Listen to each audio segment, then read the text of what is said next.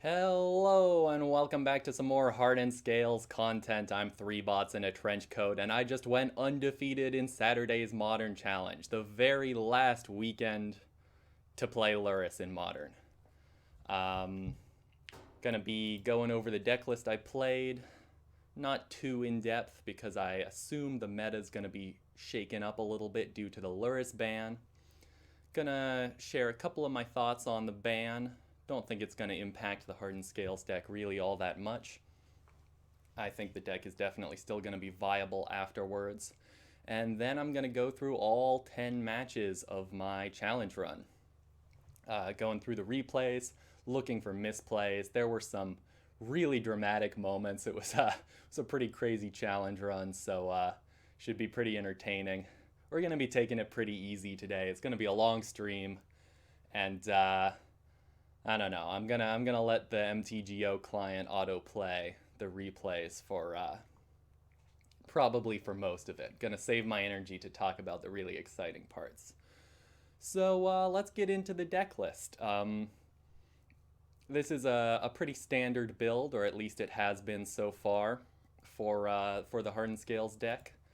You got your Ravagers and your Hangarback Walkers and your Hardened Scales. Got your Ozoliths and your Urza Sagas. These are all really the core of the deck. I don't think there's anything to be said about these cards. If you know the deck, you know that these are auto include. Some people trim a Hangarback Walker if there's other things you want to be playing, but I like the full 4 Hangarback Walker. And then you got your flex slots. You got your Welding Jars, Esper Sentinels, Patchwork Automatons, Ancient Stirrings, that sort of thing. So you can really play whatever you want in these 12 slots, but I have been very happy with the 4 Esper Sentinel, 4 Patchwork Automaton plan. Patchwork is a new card, definitely warrants some discussion. I was pretty low on this card when I first saw it. I was like, why would that ever be better than Ingenious Smith, right? I mean, Ward 2 is nice, but Ingenious Smith draws you a card, right? Draw a card is like one of the best things you can be doing for your 2-drop creature. Turns out that's not the case at all. Turns out what you should see when you read this card is that it's a Gurmag Angler or bigger with hexproof, and you can modular onto it.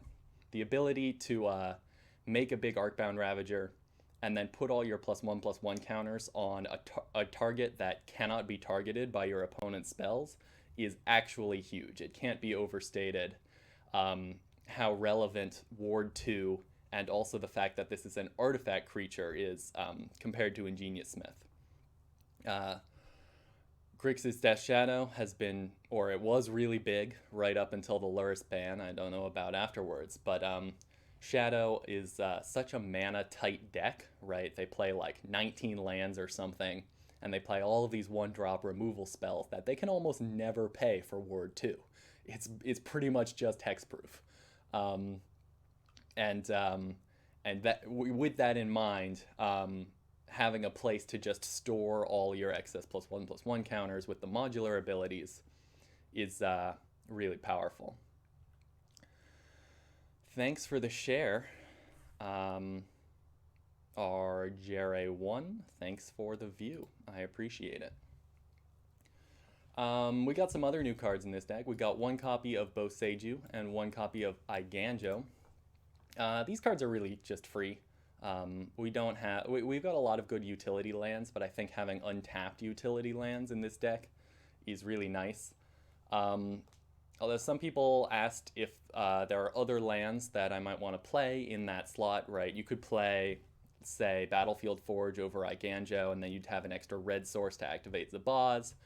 You could play Temple Garden over Boseiju, and then you'd have more consistent mana. You'd have an extra land to tutor for if your opponent Boseiju's you.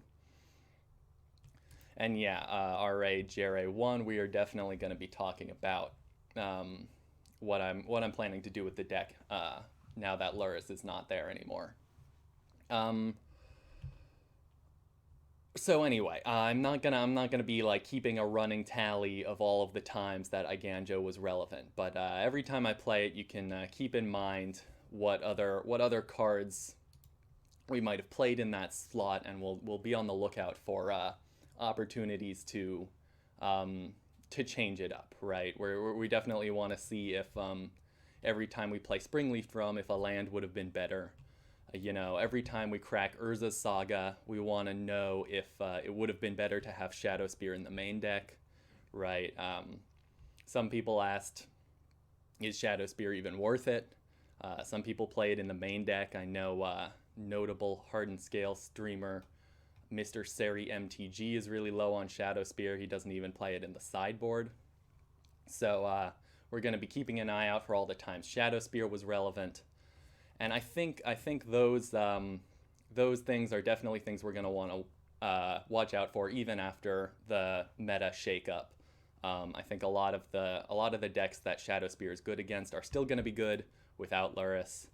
And I think a lot of the reasons you might want to play a red source are still going to be true without Lurrus. So yeah, when I'm playing, I don't want to be thinking about deck building, right? But when I'm reviewing the gameplay afterwards, we can take our time and think about other decisions we could have made before the event starts, right? First you build your deck, then you play the event, then you evaluate the deck. In Fiction says I'm not very big on Shadowspear either.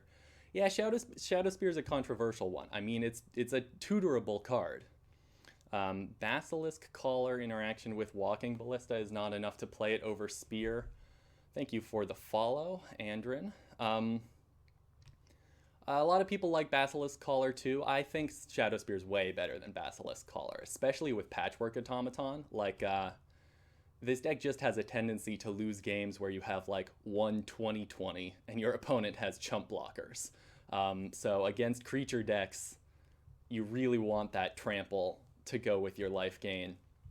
Of course, giving Walking Ballista the ability to ping creatures to death is also really good against creature decks. But I think with Patchwork Automaton, right, we only have 4 Walking Ballistas, and Walking Ballista does pull a lot of weight on its own, right? If you have a big enough Walking Ballista, you're already winning against a creature deck, whereas Shadowspear allows you to win against creature decks and burn, life total type decks when you just have a big dumb beater, like a construct token. That's a good point. What is Lurrus doing there? Yeah, so this is the list I played this weekend. That's the deck, and we're gonna be checking out some games with this list. But I will talk about what I'm gonna be playing next after this. One more thing to note about this list is the sideboard. This is a pretty unorthodox sideboard for a Scales deck. We've got six Nature's Claim style effects. This deck is officially banned. That is true. 6 Nature's Claim style effects and no Pad the Exile, no Prismatic Ending. We've also got Damping Sphere and Torpor Orb. Not all Scales players play these in the board. If you don't mind a question from a guy without many reps on Scales, do you think Bauble is at all playable with Patchwork Automaton because it buffs it? So I've tested Bauble, and actually someone in the Hardened Scales Discord was really excited to be testing Baubles with the recent success of Patchwork Automaton. I don't think Bauble is going to be playable with Lurrus banned. I think, right, Bauble had a little bit more going for it in the DRC Delirium decks that play Unholy Heat and Dragon's Rage Channeler, right? And those decks were very reliant on Lurrus. So Bauble was better before. It's not going to be good in our deck. It wasn't very good in our deck. It wasn't as good in our deck as it is in red decks. And now it's basically going to be unplayable because its main advantage was its synergy with Lurrus. So I was going to be testing Baubles. I have tested Baubles before, but I'm not going to be testing any more Baubles from this point on.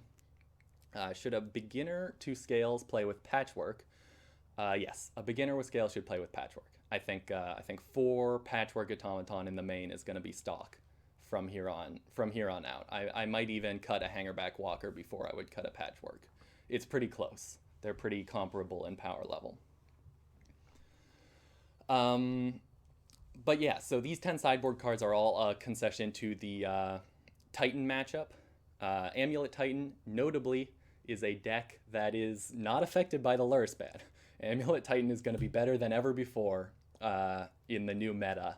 And I think I'm definitely going to be wanting to play a lot of sideboard cards for that matchup. Right? Prismatic Ending, a lot of the times, does the same thing as Nature's Claim. It's just like 1 mana, remove a problematic permanent. But against Amulet Titan, the main permanents you're hitting with Nature's Claim are Urza's Saga, Dryad of the Elysian Grove, and Amulet. And Prismatic Ending can only hit one of those 3 permanents, and it does it at sorcery speed. So I think I would not board in Prismatic Ending against the Amulet deck, which is why I'm playing 6 Nature's Claim style effects instead. I think these are our best option to beat Amulet. And Amulet is a very bad matchup for us. Our Patchwork Automatons and our Esper Sentinels are basically useless against them. They're just too slow. And the opponent is going to be killing us too quickly for these guys to get big. They don't play enough non-creature spells for the taxing effect of Esper Sentinel to be really relevant. So our sideboard plan here is to board out 2 Stirrings, 4 Sentinel, 4 Patchwork, and board in 10 hate cards. And as you will see, it does end up paying off for us. I think six claims might be too many. I think I might go down to 5 and maybe play 2 Prismatic Endings instead of a Lurrus in the new meta. But I definitely did not regret having them. Saros says boo. I appreciate it, Saros. All right, so before I get into the replays, I'm just going to quickly open a new copy of this deck and remove the Lurrus from it. And let's see what happens. So maybe we cut a natural state for a couple of Prismatic Endings.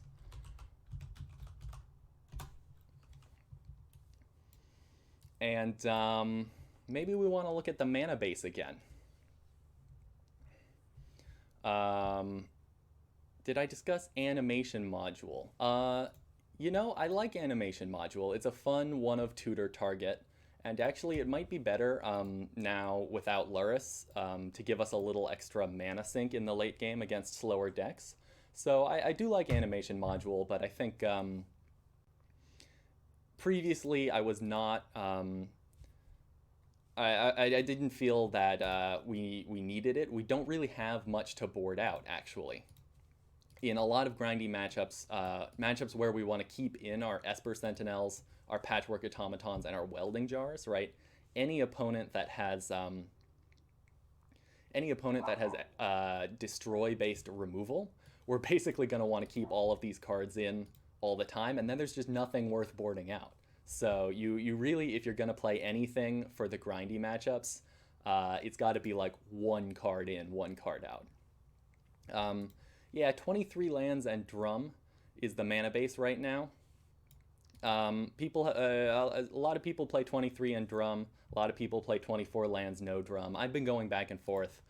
Drum triggers Patchwork Automaton, and it does allow for some more explosive draws, where you get to 4 mana on turn 3 and you just kill them. However, it can be awkward. It's definitely not as good as it is in decks where you have 0-drop artifacts.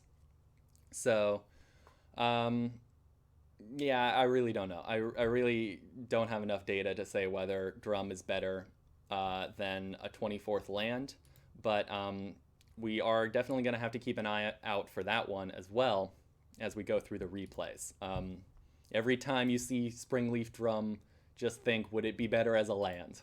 And we'll try and get to the bottom of this mystery together. Now is going to be a lot of Yorion. Is not better to play animation instead of a Welding for exiling the exile effects and more red sources for Zabaz. So yeah, I am definitely worried about the Yorion matchups. Those were pretty 50-50 for us before. I'm not going to main deck I'm not going to main deck Animation Module over Welding Jar. I think Welding Jar is just too good with Sentinel and Patchwork.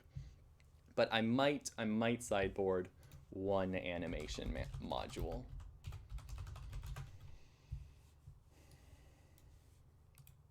Let's name this deck 3.7 no Lurrus. I can't make question marks. I don't know why I'm not allowed to make question marks, but okay. No Lurrus. No Lurrus for us. Oh, hey, okay. So we got 16 sideboard cards, 7 removal spells, and I think for the animation module, I'd probably just cut a Damping Sphere. Although I do think Titan is going to be bigger than ever before. I think Titan is actually going to be much more of a problem for us than Yorion. I don't know. We're going to have to see how the meta shapes up. But this is the sideboard I would stick with. What I was really interested in is whether we can actually squeeze some colorless utility lands in the mana base now that we don't need double white for Lurrus. I mean, actually, I think mono green and green red lists are going to be a lot more interesting. I'm not cutting a Relic of Progenitus. Relic is just too good against Living End and Dredge, and I think I think graveyard decks are actually going to be more popular now. Relic was never really that good against Lurrus decks. I mean, you could board in like 1 or 2, but like Murktide is going to be bigger than ever before, right? I think a ton of Grixis players, a ton of Shadow players are going to be switching to Murktide, and Relic was always way better against Murktide than it was against Grixis Shadow. So I'm keeping 2 Relics. I don't really have the wherewithal for deck building right now. Mana base, figuring out the mana base is always the hardest part of building a deck, and you have so many options with the Scales deck. You have so many utility lands. So I'm just gonna go watch some games. I think that'll be fun. But I'll definitely be posting about whatever I'm testing out this week, so we can find out what the best build of this is going to be for the new meta. And of course, it's going to take a while for the meta to settle. So this is the perfect time to be trying out all kinds of zany things like Mishra's Bauble or whatever. Okay, replay time.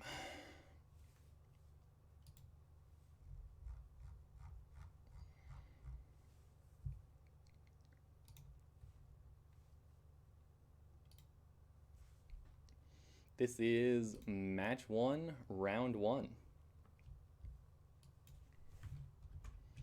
Oh yeah, I'd also be interested to play with. This thing goes a little bit fast. Is there any way for me to slow it down?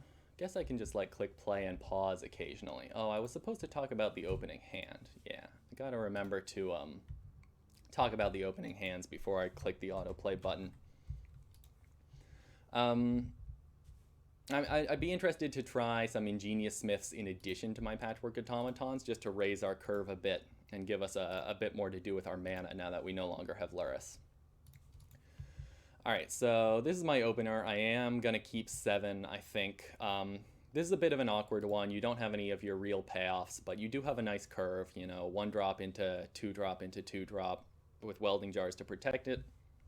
So this is not an explosive hand, but it seems like a pretty solid hand. I don't know. It might be correct to mulligan here. This is a really close one because when you're on the play, you can find some really good 6s, right? A 6 with a Hardened Scales is going to be a lot better than a 7 without one. This is a fine keep. As we'll see, it's, well, it may or may not work out for us. Yeah, the MTGO replay system. Okay, so round 1, Amulet Titan. And my heart drops. I'm like, this is like 8 in the morning where I am. I barely just woke up and I'm like, I do not want to play this. And if I lose this, I'm going to be feeling bad the whole tournament. I think the mindset is really the mindset that you're in really affects the results, especially in these long tournaments where you have to maintain focus for like 9 hours. But this is the reason. This is the reason we've got 10 sideboard cards for this matchup. I'm like, if any Hardened Scales deck can beat Amulet Titan, this is the way you do it. It's with a sideboard that comes prepared. So, yeah, let's see what happens. We draw Arcbound Ravager, and that's a really good draw. We're gonna play the Walking Ballista first because that can maybe help us kill a Dryad, and it sets us up for a faster kill if we top deck like. Well, I don't know if there's anything we could top deck that would allow us to kill next turn, but we can put a pretty big dent in their life total if we draw like Welding Jar or something.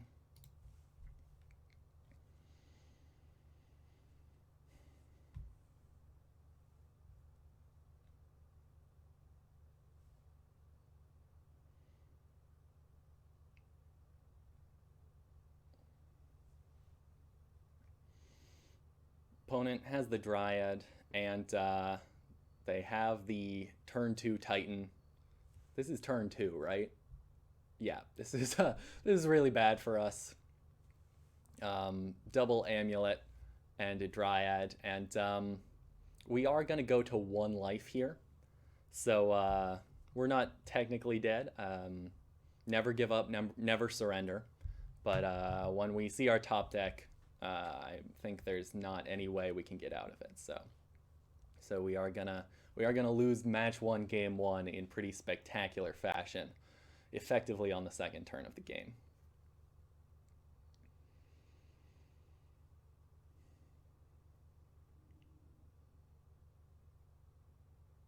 Opponent gets an extra Arboreal Grazer so that they can bounce their Vesuva, I assume. Nope, just making sure they have extra green mana to pay for Summoner's Pact. That's what it was. I was like, wait a second. Can my opponent not pay for their Summoner's Pact? No, they could in fact pay for their Summoner's Pact. And Zabaz is not going to do it here. All right, so we're starting off down a game. This is not what I like to see. They did have the nuts. We're going to be on the play for game 2. And we are going to be boarding out 4 Esper Sentinel, 4 Patchwork Automaton, and 2 Welding Jars. And boarding in 4 Natural State, 2 Nature's Claim, 2 Torpor Orb, and 2 Damping Sphere. And then for game 3, we're going to board the Welding Jars back in, and we're going to board the Ancient Stirrings out because we're on the draw and we have to be a little bit faster. All right, gotta wait for... Check out my opening hand here. Oh, and we mulliganed. I'm gonna restart this because I really want you guys to be able to see the mulligan decisions I make here. Come on, MTGO. All right, so opening hand. We've got a Saga, Hangarback, Ballista, Stirrings. This is a good hand. This is a very keepable hand. But it doesn't have any of our hate pieces. It doesn't have any potential for a turn 3 kill, or at least very little potential for a turn 3 kill. Right? We can't go Saga into Ancient Stirrings, so we'd have to go Pendelhaven into Ancient Stirrings, and then our Saga's going to come off on turn 4. Yeah, we really need a rewind button. So I'm going to go mulligan and go looking for some hate pieces. This is, surprise, it's the exact same hand. It's the exact same hand, but this time we're on 6 cards instead of 5. I'm going to mulligan again. I think we can do better. Nope, I actually keep this. I think I decided in the match that it wasn't worth going to 5. I might have been right. We did win this game, so going to 5 was probably just not worth it. The thing is, we have so much removal in our deck now that we can't really afford to go to mulligan as aggressively as we used to. Yeah, deck is not giving me any of our sideboard cards. It's very mean, very rude of the deck. But as we'll see, our deck is nice to us later on, so we get karma from this one. Anyway, yeah, if we had more gas in the main deck, we would be able to mulligan more aggressively. But since we boarded in so many reactive cards, we have to mulligan a little more conservatively. Ancient Stirrings does hit us in Arcbound Ravager. That's a really good start. That's exactly what I want to see. If we're going to kill them quickly, this is how we do it. Going to play our Saga. Going to play our Hangarback Walker to try and accumulate some value. Curve out and hopefully kill them on turn 4 before they can kill us. Opponent has Boseiju, killing our Urza Saga. I think this might have been a bit of a punt, honestly. They only have so many Boseijus in their deck, and killing our Saga instead of like killing this Ballista, which is gonna be an integral part of our plan to kill them. And this doesn't hurt our curve, right? We still get to be curving out here. Maybe our opponent didn't have anything better to do. They did take a mulligan, and Boseiju is probably one of their better cards in the matchup. So I'm not blaming the opponent for this one. But given the way it shakes out, I think they might have been able to win if they hadn't gone for the aggressive Boseiju here. Top deck Ozolith, that is another really good draw. This actually does set us up for the turn 4 kill next turn. So if we're going to be able to beat Titan, this is how we do it. Titan deck passes the turn with 3 mana up. This makes me very afraid of Boseiju. You know, we've seen one from them already, but we know they play probably at least 3. So I have a hard decision to make here. Do I go for the turn 4 kill or do I wait?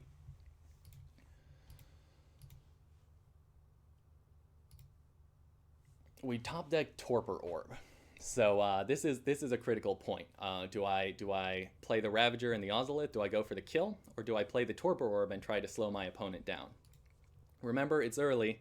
I haven't really warmed up, and I decide to take a middle route. The way it plays out is that I play the Ozolith, I play the Arcbound Ravager, but then I don't go for the kill, and it's a good thing too, because opponent does end up having Boseiju. So I decide to just put the Hangarback counters on the Walking Ballista without going all in with my Arcbound Ravager. And maybe opponent drew their Boseiju off the top of their deck, but the way they were leaving up mana like that, it did make me just a little too afraid of Boseiju. I do think we've got a pretty good shot at winning here, even if they don't have it, or even if they have it. Right, we're way ahead on board, but the Titan deck is very scary, so... was that a mistake? I think maybe I was supposed to leave the Torpor Orb in play there, but if they had the Boseiju, they would have killed the Torpor Orb anyway, so... Opponent is going to get Bounce Land and Boseiju, which is going to allow them to be holding up Boseiju this turn. If they didn't have it last turn, now they definitely have it.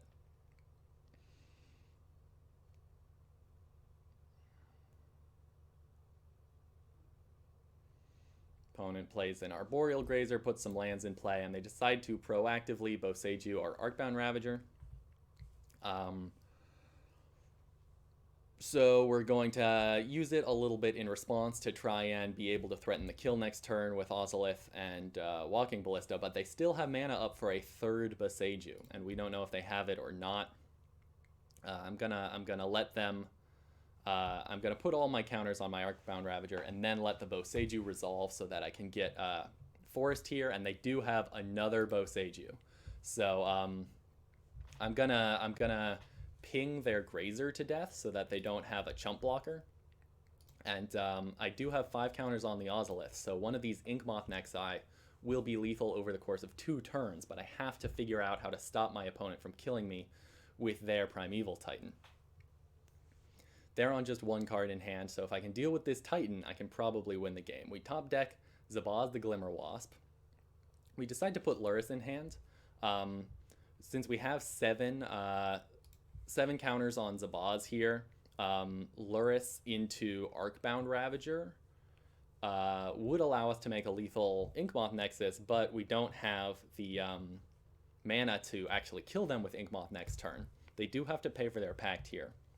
So I'm not sure if putting Lurrus in hand was the right play here, but this line gives us a 7/7 Zabaz to block with. So the idea here is that we can block the Titan with the Zabaz. Hopefully that'll stop them from killing us, and if they don't have any other interaction, we can put a lethal amount of counters on our Inkmoth Nexus. And we have Lurrus in hand. If that doesn't work out, we can make a Walking Ballista, kill their Titan. So this line makes sense, but I'm not 100% sure that was the best line. I typed interesting spot here in chat. I think my opponent took about 10 minutes to think about that line. They do get 2 Valakuts, and they decide to spend 3 of the Valakut triggers to kill our Zabaz, but now they have an Arboreal Grazer in play to chump block our Inkmoth Nexus. So we have to, we do get to do the trick with we do get to have a lethal Inkmoth Nexus here, but we still don't have a direct route to killing our opponent this turn. So we're gonna have to top deck well, and we win. In fact, we top deck Hangarback Walker. Let's see. So we've got 3/5 mana here. We've got 7 counters on the Ozolith. The question here is, do you see the line? Is there a line? I forget, but we are gonna find the line. So the line is here somewhere. Let's go find it. We're gonna make an 8/8 Walking Ballista. That's our plan. So we're gonna make a big Walking Ballista. We're gonna kill their Primetime on their upkeep for whatever reason. So now we definitely have lethal next turn, and our opponent top decks Arboreal Grazer. Now they have 2 chump blockers. So I'm fairly certain we'll have some way to kill them next turn. And if we can't kill them next turn, we can at least make an enormous Walking Ballista and wipe their board. So then without the Dryad in play, these Valakuts will be useless. So we had to fade a Titan, we had to fade some gas for 1 turn. And if they had just drawn a land, they would have gotten 2 Valakut triggers. They could have wiped our whole board. And then we would have had to find a way to win with Torpor Orb and Hangarback Walker. Well, they didn't have any cards in hand, so it wasn't on their upkeep to play around Force of Vigor. But anyway, I thought about it for a long time in this spot, and it turns out there is a line. So you play Arcbound Ravager from the graveyard, play Hangarback Walker, sacrifice the Inkmoth Nexus to put the counters back on the Ozolith, put a ton of counters on our Arcbound Ravager to make a big Walking Ballista, and this Walking Ballista is going to be lethal on the attack here. Our opponent is very short on time, so maybe the time pressure will make them misplay next game 3. But we are going to be on the draw for game 3, so we're going to have to get pretty lucky in order to beat Titan. We are 1-1 going to game 3 of round 1 of the challenge, and this is a very exciting game. Let's see how it plays out. I did not expect to be able to beat Titan, even with the sideboard plan. I think the sideboard plan is legit. It definitely gives us percentage points against Titan. I think all of the sideboard cards are worth having because we have so many cards in our main deck that are bad in this matchup. But I still think it's probably a bad matchup for us overall. It's probably maybe 55% post board and 30% pre board. It's pretty bad. So we did board out the Stirrings and board in 2 more Welding Jars to try and be as aggressive as possible for game 3. And also, Welding Jar is really good against Boseiju, right? You can protect an artifact from dying and you still get the basic land. These are the kind of opening hands that make me question mulligans so badly or not.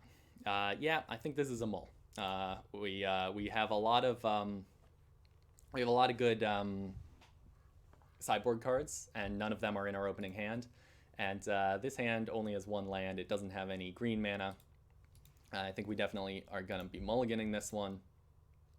And this is what you like to see. Hardened Scales, Arcbound Ravager, Walking Ballista. That's an aggressive start, plus 2 hate cards. We're going to have to put back a card, and we definitely want to keep both of our hands. So I think the card we put back here is going to be the Walking Ballista. Ravager is generally just more powerful than Ballista and more important to our game plan. But it would have been really nice to have that Ballista if we could keep a 7. Opponent starts with a Boseiju on turn 1. That's pretty good for us. It means they don't have it in their hand. We top deck a Welding Jar, which is definitely going to be a useful one, especially to protect these hate pieces that we have. Opponent has 3 mana on turn 1. They are going to play a Dryad and a Castle Garen Brig and an Expedition map. So they can go search for a Boseiju with this Expedition map and 1 more land off the top of their deck. He's going to give them Titan mana. So we are pretty scared of what they could have here. But we have these hate pieces. And as long as we can keep a hate piece alive, we probably are not going to lose. We also draw another sideboard card, Nature's Claim. So we could, now we have a lot of options. We could claim the Amulet. We could claim the Dryad. We could play a Torpor Orb and a Welding Jar. We could play a Damping Sphere and a Welding Jar. This is a really hard decision. We don't know what they have, but we can assume that they're set up to play a Titan next turn because that's mostly what the Titan deck is about. If we play Damping Sphere, then a bounce land will not give them enough mana to play Titan off the top of their deck. If we play Torpor Orb, they can play a Titan, but it won't trigger the turn it comes down. If we Nature's Claim their Amulet, they could probably play a Titan. Well, actually, if we Nature's Claim the Amulet, they still will not be able to play a Titan off of a bounce land because the bounce land will come into play tapped. So, but that's also pretty bad for our curve. I think we definitely want to play a 2-drop here if possible because Nature's Claim is going to be way better if we top deck a land. Next turn, we do decide to go for the Torpor Orb, I believe, and I think this is a misplay. I think Damping Sphere was the better play because this is going to allow a Titan to get into play. And Damping Sphere is not nearly as good once the Titan is in play. I think you'd much rather have a Damping Sphere if that Damping Sphere is stopping your opponent from playing a Titan in the first place. Torpor Orb allows them to play a Titan, but it stops the Titan from triggering.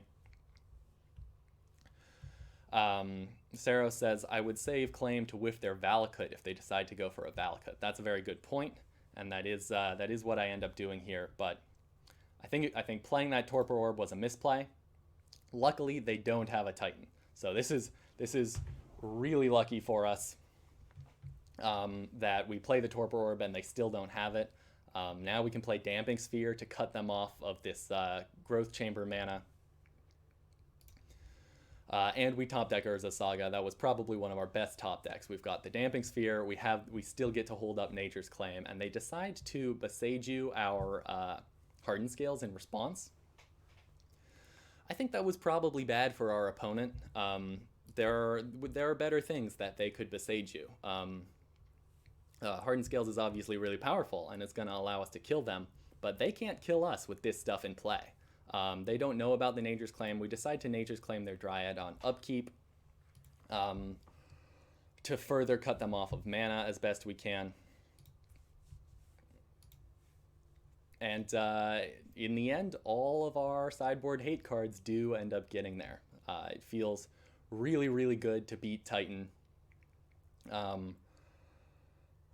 Let's see, we top deck Scales here, so I think we have the kill with this Ravager. We just have to sack our whole board. Oh, but I forgot that Damping Sphere actually makes our Ravager more expensive. So yeah, our opponent, Simon MTG, says crazy how low on the clock they are. They took a long time thinking about their plays in Game 2. They are very low on the clock, but this match is almost over, so they used their time very effectively here. Close only counts with horseshoes and hand grenades, right? They do draw a Titan, which they can finally play this turn, but it's not going to be good enough as we have the Arcbound Ravager in hand. We get the Ozolith off the Urza Saga, and Torpor Orb is going to stop their Titan from doing anything once it's in play. That, my friends, is how you beat Amulet Titan with Hardened Scales. All right, 1-0 in the challenge. Let's go straight on into round 2. It's crazy that with 10 sideboard cards and some lucky draws, playing against Titan still feels like walking on eggshells. Yeah, Infiction is totally right about that. Anyway, I'm glad I had those sideboard cards. We are on the draw for round 2 against Crusher Bot BG. Gonna reveal Lurrus for, that was not my first game of the day. I did warm up with a league match, which I did win, beating Boomer Jund in a league and going 4-1. So that was a good warm up to start off the day. I always like to start my challenges with a warm up because I play really badly in the mornings. This hand has, we are up against a Lurrus opponent, and this hand has turn 1 Esper Sentinel. No, it doesn't. We can't play Esper Sentinel on turn 1 because of our Spire of Industry here. So what it does have is turn 1 Zabaz into turn 2 Patchwork into turn 3 Esper Sentinel, or possibly turn 1 Zabaz into turn 2 Esper Sentinel. This is going to be a keeper. It's not a great hand, but it is going to be really good against most of our Lurrus opponents. Walking Ballista is really good against Hammer Time. Patchwork and Esper Sentinel are really good against Grixis Death Shadow. And I'm especially happy if this is the Hammer Time matchup because of all of these Nature's Claims in our sideboard. They're not just good against Titan, they are absolutely brutal against Hammer as well. Would I mull the hand if I knew it was Hammer? I don't think so. It has a Walking Ballista in it. I mean, it's obviously not going to be as good against Hammer, but then we top deck Hardened Scales, which is just, is going to be good against Hammer, I think. Oh wait, did I actually mulligan this? I did. I decided to mulligan it. All right. Let's go check it out again. Let's go look at the mulligan process again. I think that was a keep, but we're on the draw, so we do have extra cards in hand. And we can do better, right? A 6 with a Hardened Scales is always better than a 7 without one. We don't find Hardened Scales when we go to 6. Now we're on a Springleaf Drum hand, but we still have the Walking Ballista. I don't think we could have known we were up against Hammer. I didn't Google Crusher Bot on MTG Goldfish or anything, so sometimes I do that, I will admit. But I was probably assuming that our opponent was on Shadow. Anyway, we mulligan to a 1-lander with Springleaf Drum. So this is going to be a hand where we get to see how good Springleaf Drum is. And Drum is definitely going to be good with these Esper Sentinels, right? Turn 1 creature into turn 2 Drum, or the other way around is what you want to see with your Drum. We put back the extra Esper Sentinel, and then we are up against Hammer. Crusherbot is a well-known Hammer player, I'm being informed by Twitch chat. Another generous chatter asking about Lurrus. The long and short of it is we were playing Lurrus. We were playing Lurrus because it was free. There are no 3-drops that I actually want in this deck. This is a deck that's comprised entirely of 1, 2, and 0 drops. So Lurrus is gonna hurt the deck a little bit. It's also gonna shake up the meta a lot, but it's not gonna kill the deck. It's not really gonna hurt us.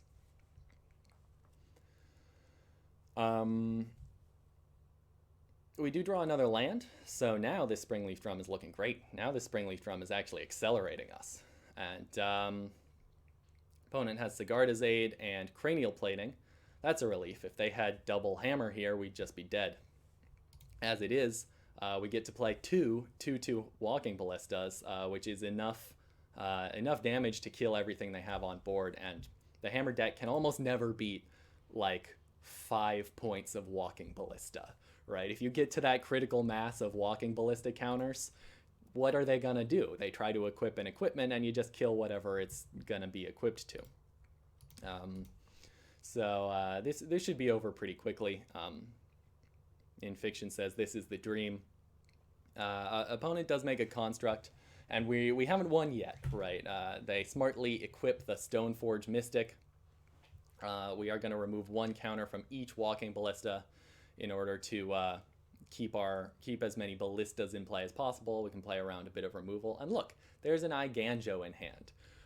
This is a situation in which we don't have anything better to do with our mana, so we are going to hold it on the off chance that we do want to activate it next turn. But spoiler alert, we don't end up activating Eiganjo this game. It does end up being just as good as any other basic planes. And Arcbound Ravager is going to be lethal. Opponent asks if I top decked the Ravager, which I did. Deck is being nice to us. Obviously, we were winning before we drew the Ravager, but after we drew the Ravager, we won. We are up a game against Hammer. This is going to be a 2-game match. Feeling pretty good about it. Our sideboard plan is very slick. We're going to board out 3 Esper Sentinels, or 4 Esper Sentinels, 2 Welding Jars, and a Patchwork Automaton for 6 copies of Natural State / Nature's Claim, and 1 copy of Shadowspear. Keep an eye out to see if Shadowspear is actually relevant this game. Sometimes I board in Shadowspear against the Hammer deck, sometimes I don't. Sero says, if you play Scales, you will top deck Ravager to win the game. It's the rules. And we will see that come back later in this challenge in a number of dramatic ways. Top decked Ravagers definitely do win games. And you know what else wins games is having 6 copies of Nature's Claim against the Hammer deck. We mulligan a 1-lander, or we mulligan a 0-lander, and we keep a 1-lander. So this hand has Scales, Ravager, and Ballista, which is exactly what you want to see. You just get to make a big Walking Ballista and kill all of their stuff. And it also has an Ancient Stirrings to find a second land, so it's more of a 2-lander. Is definitely a keep, and the top decked Ozolith is a nice one to have.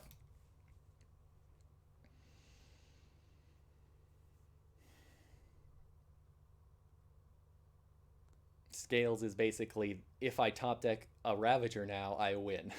Yes, that is true. Scales is a deck almost entirely built around maximizing Arcbound Ravager, and boy do we maximize it. Opponent has 2 marches, killing our turn 1 Scales and killing our Urza Saga and needling our Arcbound Ravager. So opponent, lots of hate cards but no gas, and that's one of the things I love about this deck is that you can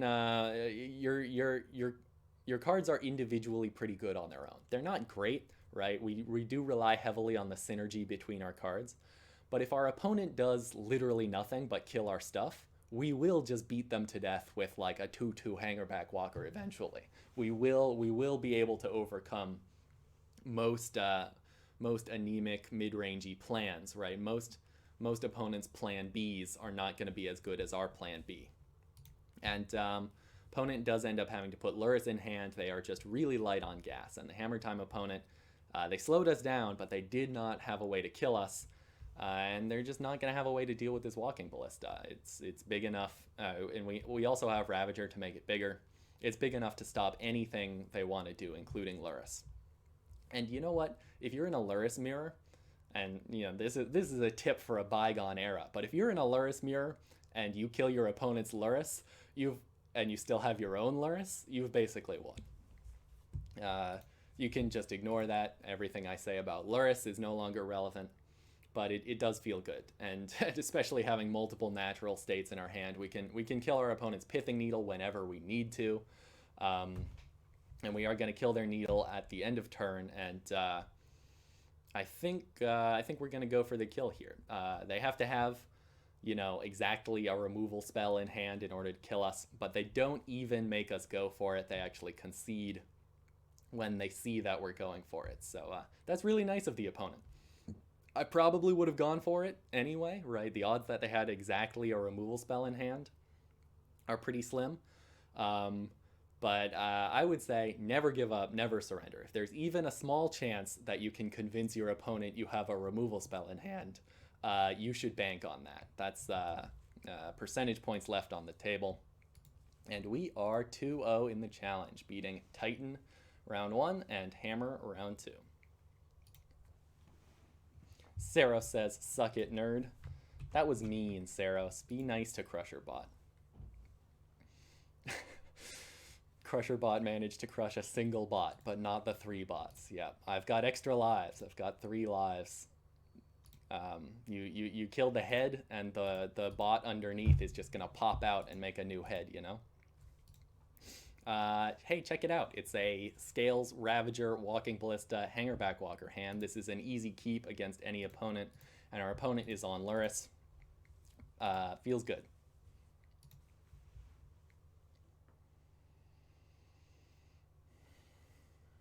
Opponent plays Bloodstained Mire. I think this means they're on Grixis Shadow. Opponent thought seizes our Hangarback Walker, which is a little bit surprising. Hangarback Walker is definitely the grindiest card we have. This is going to be a sign to us that they have a lot of removal in their hand, because Arcbound Ravager and Walking Ballista die to removal, whereas Hangarback Walker does not. Kaio Dart says, is this a turn 4 kill? This would have been a turn 4 kill if we still had a Hangarback Walker. Now that we've top decked a second Hardened Scales, we do have a lot of kill potential. But it's probably not going to be a turn 4 kill against an interactive deck like Shadow.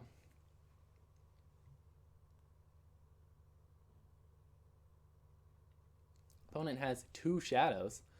Maybe I was wrong about maybe I was wrong about the removal heavy hand. If our opponent has a threat heavy hand, we can just threaten to kill them here with Walking Ballista. In fact,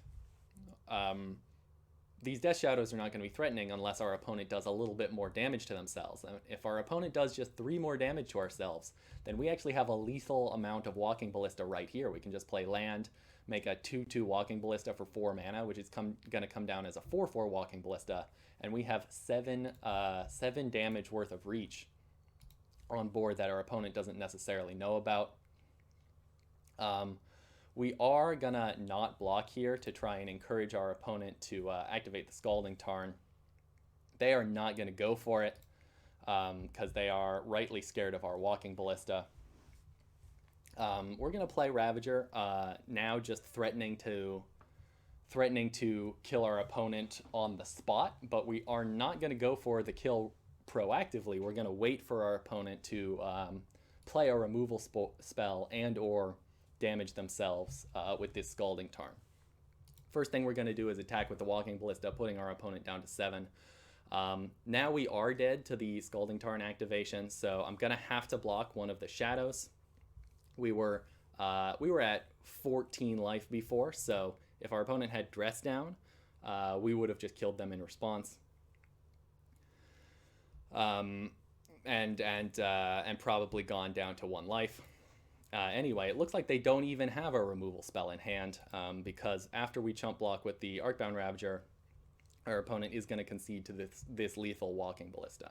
But if they did have a removal spell, I would have activated the Ballista to put them down to 4, and then made a 4/4 Walking Ballista next turn. So they actually had to have either a Dress Down or 2 removal spells, or 2 pieces of interaction. So getting the first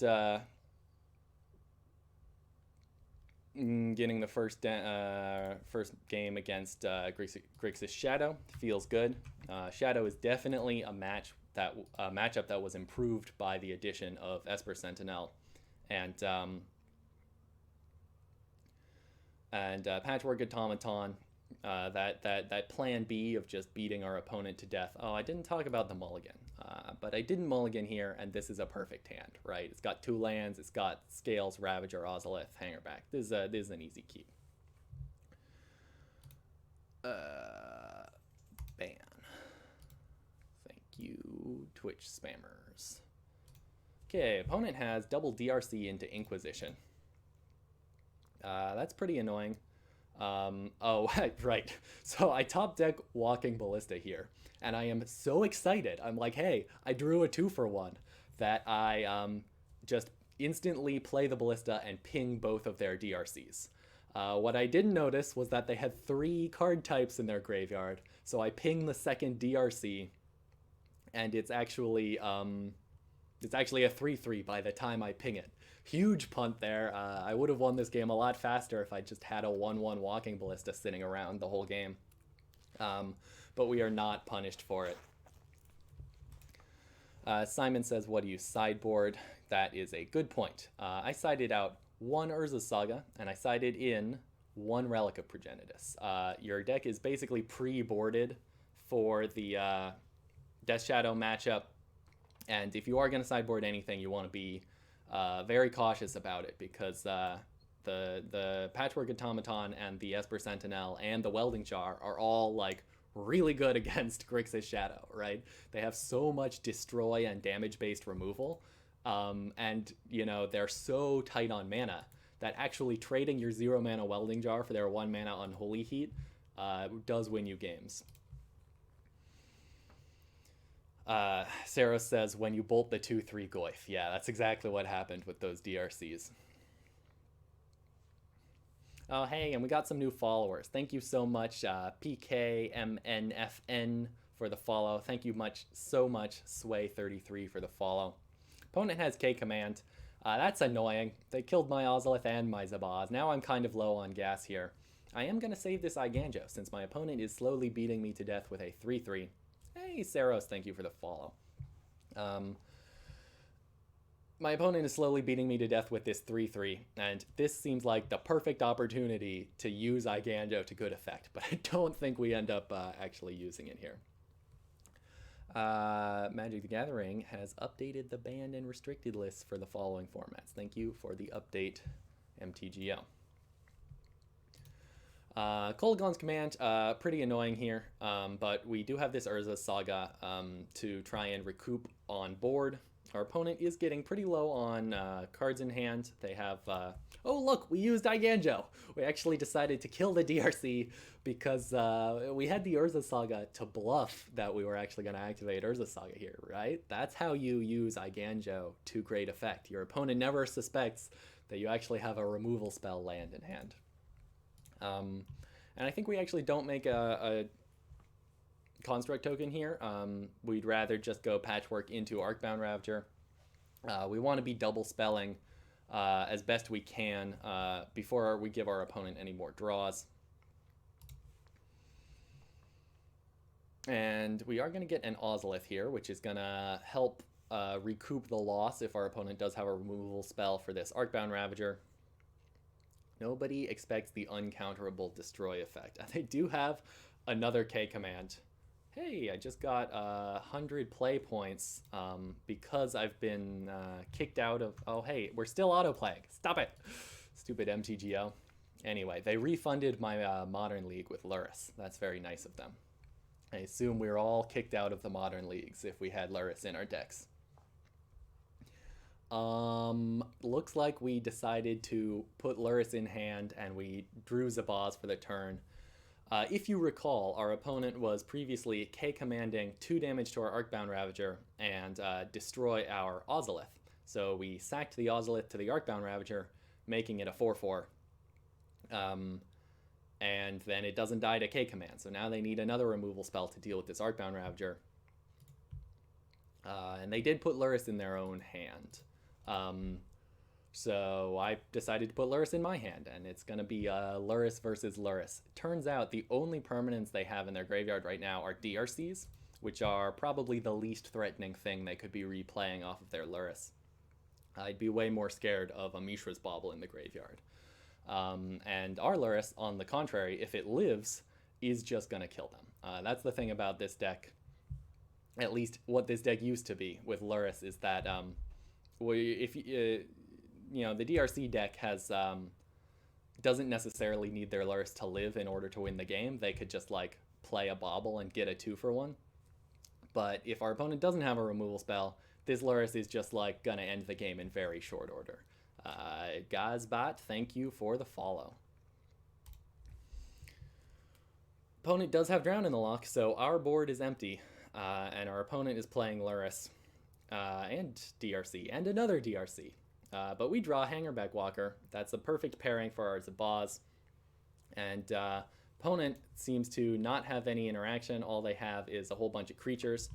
and actually playing DRC from their graveyard turned off Delirium on their 2 other DRCs, which is the exact same mistake that we made earlier this game when we Walking Ballista to their DRCs, and now our opponent doesn't have lethal in the air anymore. So that's pretty funny. Pretty funny that we both made the same game-losing mistake in the same game. And it is going to cost our opponent the game here. I'm happy to be chump blocking or to be trading with this Hangarback here, because it is going to give us flying blockers, and an Arcbound Ravager from the graveyard is almost definitely going to seal the deal. Now we have plenty of chump blockers to make a big attacker next turn, and we can always we're just going to make a big Arcbound Ravager with all of our chump blockers here. Opponent does not have a removal spell in hand, and now we can just make a lethal Walking Ballista. Ian Fiction says, irony is not dead. Yeah, what are the odds, right? That was karma right there. I made a misplay. It was a bad misplay, but it set my opponent up to make another misplay later in the match. We do decide to go for the kill here rather than letting our opponent have another top deck. I don't think we could have beat a single removal spell there, so we had to just go for it. But our opponent did not have a single removal spell. So yep, too free for the bean, as a certain streamer might say. We probably didn't deserve that one, but our opponent didn't deserve it either, because we both misplayed. So GG's big paranoia. That was round 3. We are 3-0. Feeling pretty good at this point. 3-0 is when I really start to fantasize about going 10-0. On to round 4.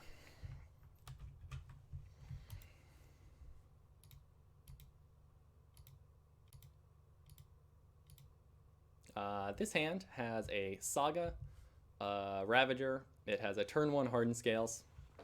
I think this is a keep. This isn't a lot of gas. We do have a couple of Welding Jars weighing down our hand here. Leviathan102 says, probably going to watch this on YouTube, but congrats on the win. Thank you so much, Leviathan, and thanks for popping by.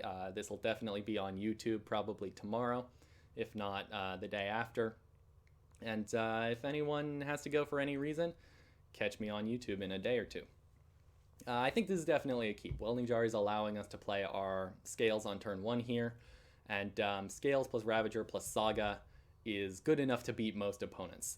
Any random creatures we draw are going to be really good as long as this Hardened Scales sticks, and we're going to be able to keep this Ravager alive as long as we need to with Welding Jars. In Fiction says, to go 10-0 in any tournament, you have to go a little bit lucky. But, and that's true. You know, when I went 9-2, last time I had a good challenge with this deck, I did also get a little bit lucky. But this tournament, I got very lucky. I played very tight most of the time, did make some mistakes, but the top decks are really exciting this tournament. We've got some exciting stuff coming for us. Just stick around. It does get very exciting. Saro says you need to be a little lucky indeed, but he did face Titan round 1, so lucky versus unlucky weighed out nicely. That is true. And speaking of unlucky, we are up against Yogmoth. I was like, turn 1, Verdant Catacombs into no companion. Maybe we're up against Boomerjunged. That would be so nice. I have such a good matchup against Boomerjunged. Nope, it's Yogmoth. Yogmoth is also one of our worst matchups. Probably just as bad as Titan, except this time we don't have an entire sideboard geared to beat it. So if we're going to lose to anything this tournament, this is the deck I think I fear most. This is the deck, besides Mill. Obviously, you never want to play against Mill, but the nice thing about Mill is that after the first round, they'll be in the loser's bracket, and you'll be in the winner's bracket. Whereas Yogmoth is really scary. I am not happy here. But we do have a pretty good setup. Actually, if we hit a Walking Ballista off of this Ancient Stirrings, I'm going to be very happy about our chances of winning. Sarah says Yogmoth is a bad matchup. Yeah, I've never ever beaten Yogmoth except this time. Maybe it's kind of even, but like they've got a combo that you just can't. I mean, if the only way you beat Yogmoth, basically, the plan here is to make a big Walking Ballista. If you have a sufficiently large Walking Ballista and they have no way to kill it, you can whittle them down off of their creatures, and then they can't combo effectively. But if you don't have a Walking Ballista, or if your opponent just combo kills you, there's often nothing you can do about it. So personally, I hate to play against Yogmoth, but maybe other Hardened Scales players know something I don't about this matchup.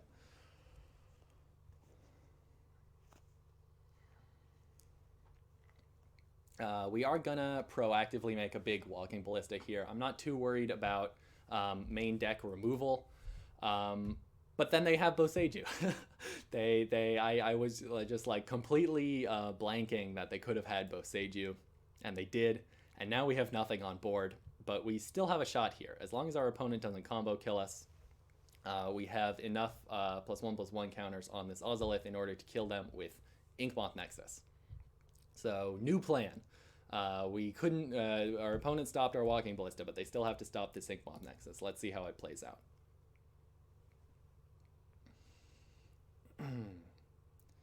I think I'm going to choose not to put 10 +1/+1 counters on my opponent's Wall of Roots. Looks like they do have the Yogmoth, and now we can't win because they're gonna activate Yogmoth to kill our Inkmoth Nexus, and I'm gonna go ahead and concede. I know I said never give up, never surrender, but we are just dead next turn, so maybe our opponent could misplay. I don't know. I guess they need one more Undying creature to kill us. We're technically not dead, but we're really not going to be able to play anything because they can kill it. They can kill anything we play with Yogmoth. So I'm all right with the concede here, but I'm also a little bit salty. Being 0-1 against Yogmoth is absolutely not where I want to be. We're gonna sideboard in the Shadowspear and sideboard out one Esper Sentinel. But we really... Oh, wait. We didn't bring in the Shadowspear. We brought in the two... Not the relics. Not the Torpor Orb. What did we... We brought in the Needle, right? We're going to bring in one Needle. We can name Yogmoth with the Needle. We're going to side out one Esper Sentinel. And needling Yogmoth is very important to winning these matchups post-board because, as you saw there, they can just wipe our board with Yogmoth. Other than that, we don't really have any sideboard cards that are going to be good against them. Oh yeah, opening hands. This is obviously a keep, right? It's got Ravager and Ballista, which is really our basically our main line in order to kill them. Opponent does take a mulligan, so feeling pretty good about this,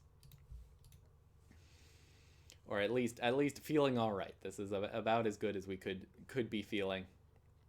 We are gonna open up with a Patchwork Automaton to try and get our beat down on. Opponent has two Ignoble Hierarchs.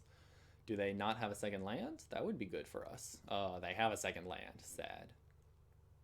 We do have a Walking Ballista, though, and we can start making it larger with these Zabazes next turn. And we are pressuring their life total, right? They do have to have a higher life total than us in order to combo kill us. So this is going about as well as it could be going. Urza Saga is a great top deck. Now we can play Zabaz into Arcbound Ravager. And this Patchwork Automaton is getting very threatening. We have a Welding Jar to save our stuff from Boseiju, so if anything is going to do it, this is it. Opponent's going to cord for 2 here, and they are going to get Outland Liberator. Lucky for us, they don't have Collector Oof in the board. And we are going to make a large Walking Ballista in response to the Liberator and try and clear out as much of their board as possible while still maintaining our Walking Ballista in play for future shenanigans. Keeping the opponent's board clear is... opponent played that card. Keeping the opponent's board clear is very important to beating the Yogmoth deck. They played Punishment for x equals 1. No, for x equals 0. So that's going to kill our Urza Saga and our Welding Jar and our Walking Ballista. So we're forced to sack the Welding Jar to protect the Walking Ballista. Um, which is annoying, but in general, I'd rather see the punishment here than more creatures and combo pieces. Opponent does have a Fatal Push and the mana to pay for it, but with only one creature in play and only one card in hand, we have successfully outground the Yogg deck, and now we're not even afraid of a Yogmoth. They don't have a Yogmoth, so it's irrelevant. All they have is a bunch of mana dorks. But we are on 2 lands, top deck and Urza's Saga, which is really nice to have. We can play Hangarback and our Zabaz, triggering Patchwork, definitely threatening the kill, if not next turn, then the turn after. Opponent has Gilded Goose, which, as we'll see, actually buys them quite a few turns. But they don't end up top decking any more threatening cards, so we are just going to slowly grind them to death by attacking with this Patchwork Automaton. At this point, they have to start chump blocking, which is really good for us because they need a critical mass of creatures in play in order to kill us. And now I think we've got them. Gonna play the Hardened Scales, gonna play the Lurrus, maybe play a Bauble from hand, from the graveyard. It's possible that we actually missed lethal here. I don't know. I didn't do the math. I was like, you know what? I'm tired of playing against Yogmoth. There's no way they can beat us because they have to chump block with their whole board. So I did just decide here that math was for blockers, but I don't know. Maybe we should go back and pause and see if I actually missed lethal. I guess I can't. I didn't have enough mana to play Lurrus and play anything from the yard. So no. I don't have a sack outlet in play. I don't have any red mana for my Zabaz.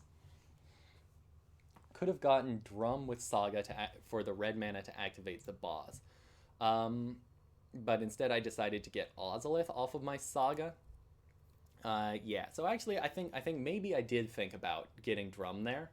This is definitely a situation where Drum was an interesting consideration.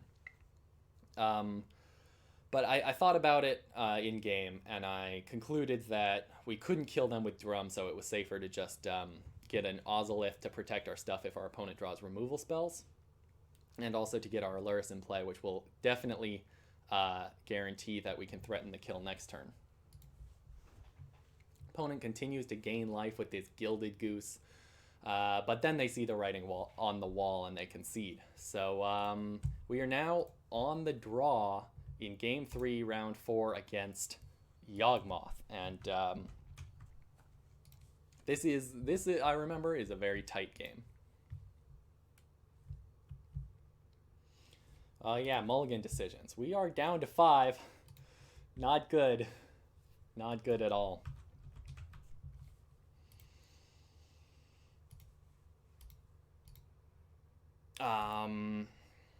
Sideboard plan is unchanged. Oh, we did board out an extra Esper Sentinel for the Shadowspear in. Shadowspear would have won us that last game. If it had been in the board, we could have made a trampling patchy, or if we had brought it in, we could have made a big trampling patchy, and actually gaining life makes it harder for the Yogg opponent to combo kill us, so I decided that Shadowspear would be a decent include. Esper Sentinel's pretty useless in this matchup. Our opponent tends to have a lot of mana and very few non-creature spells, and if they are playing a tutor effect, they're probably killing us. So I think boarding out Esper Sentinel is fine here. Boarding in Shadowspear is also fine here. Not backbreaking, but fine. Oh wait, mulligan decisions again. That turn 1 hand looked, or that 7 looked pretty keepable to me. So it was a pretty tight call that I decided to mulligan it. I did not have any green mana, and I don't have a Walking Ballista. So this hand is looking pretty anemic, right? We're gonna have some beat downs, and our opponent's not gonna be able to stop our beat downs, but it's gonna be at least turn 4 by the time we get a Pithing Needle in play. And I'm thinking we're just going to be too slow here. So that's why I decided to mulligan. It might be worth considering like turn 1 Saga to just get some patchies in play and get a Pithing Needle in play ASAP. So if I were to keep this hand, I think I would go for the turn 1 Saga, but we are on the draw, so I think this is close, but on the draw, I think we can do better. I think we're going to need a faster Pithing Needle or a more aggressive start. Or a Walking Ballista. I would definitely keep a Walking Ballista. And here we have Saga, Stirrings, and a bunch of lands. This is not going to do it. We have to go to 5. And our deck does pay us off. On the 5, we have Pithing Needle, Welding Jar, Saga, Stirrings, Ballista, Hangarback. We are going to have to put 2 of these cards back. Sero says, and then you mull to 5 and wish you kept that 7. This is not the case. Actually, I got paid off, and I'm glad I went to 5. So, feels good, man. Boomerang Kevin, thank you for the follow. We are going to keep this. Oh, what do we decide to put back? Put back, wait, what did I just put back? Oh, put back the Hangarback, yeah. Put back the Hangarback and the Stirrings. I think Pithing Needle plus Welding Jar is going to be our main route to victory here.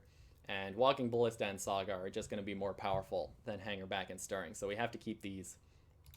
This is a solid 5. This is a solid 5. Opponent starts off with a Mana Dork. We're just going to start off with a Pithing Needle.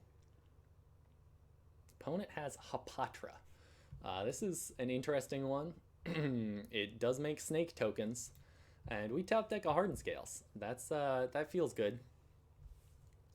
We do have a Zabaz here, which could trade with our opponent's Hapatra, but actually this Ignoble Hierarch gives it Exalted, so we are not going to be offering the trade here. Instead, we're going to be saving our Zabaz in order to try and make a large Walking Ballista.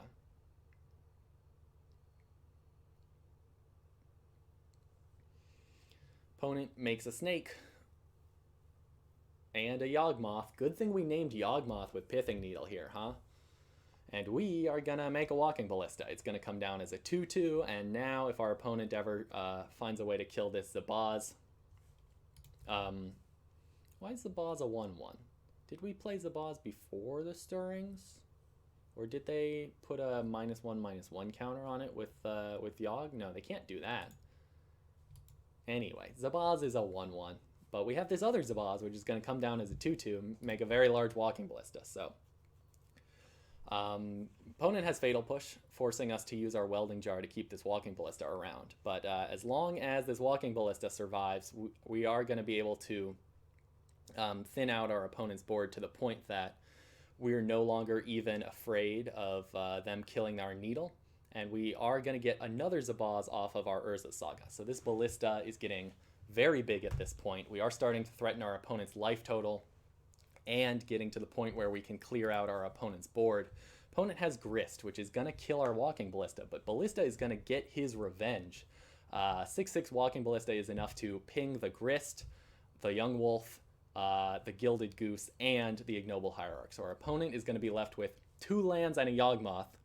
We are going to be left with 1 land, a Hardened Scales, and a Zabaz. It's a top deck war at this point. Oh, and Yogmoth is named with Pithing Needle, so we are both almost completely out of gas.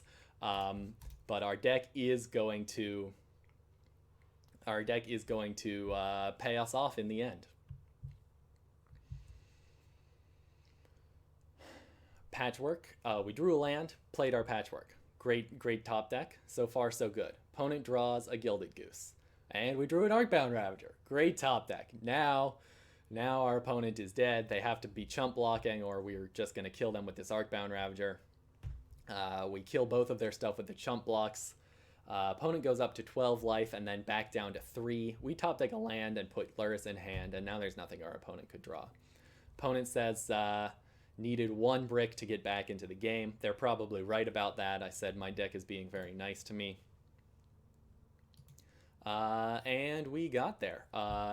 Taking games 2 and 3 against the Yogmoth deck makes me feel really good.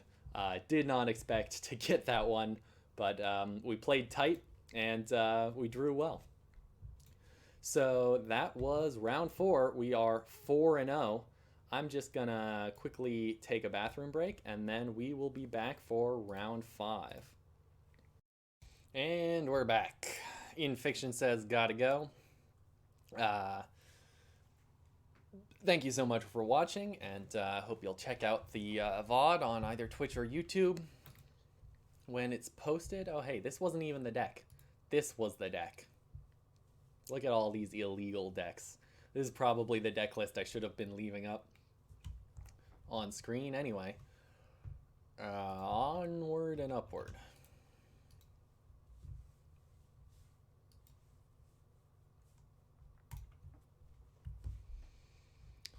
See, we just finished round 4. Let's check out round 5. You know, I think it's important to analyze the games you lose just as much as the games you win. Not my fault I won all of these, all right? Not my fault I don't have any losing matches to show you, but I will make sure to actually replay analyze some matches that I lose in the future. You know, I'm gonna do this for the challenge, or maybe the Super Q next weekend, or maybe both, whether or not I win, and that way you can get a better sense of Hardened Scales. I don't know. That's how you learn. That's how you learn. Wow, I'm tired already. Got 6 more rounds of this to go. I'm just gonna shut up and let the replay thing do its thing. We are up against Lurrus. We've got a great hand. Let's see what happens. Oh, this is Young Dingo. This one was tight. This one is really cool. All right. Young Dingo plays Mountain Mishra's Bauble Lurrus. What is going on? What is Dingo doing? I have no idea what I'm up against. I'm going to play my Patchwork and pray.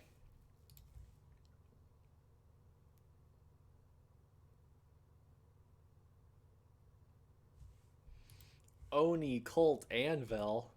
Are we up against Mardu Anvil? Holy crap. I mean, first of all, feeling great about this matchup. I don't think Anvil is that much of a threat to the Hardened Scales deck. I comment Anvil in the 4-0 bracket. Sweet. Opponent says something about this being a bad matchup. But man, this is so sweet. So sweet to see Anvil in the 4-0 bracket.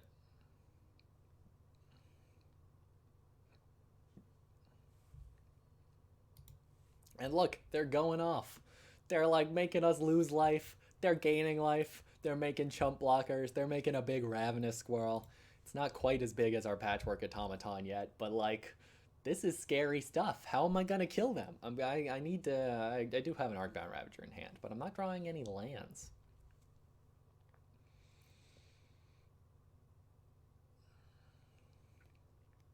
Opponent has Saga, making tokens, drawing cards with Experimental Synthesizer. I mean, we're still pretty much winning, right? We can make a big flyer. If we draw like the Ozolith, then we just kill them. Or yeah, we can make a couple of big flyers. We do decide to sack the Hangarback Walker so that we can kill them with Thopter tokens. If we top deck right, we draw 2 Zabazes. Is that enough to just kill our opponent outright? I think so. I think it is. We need 14 damage in the air. 14 is a lot. I guess we don't have it. We're attacking with everything. We might have it.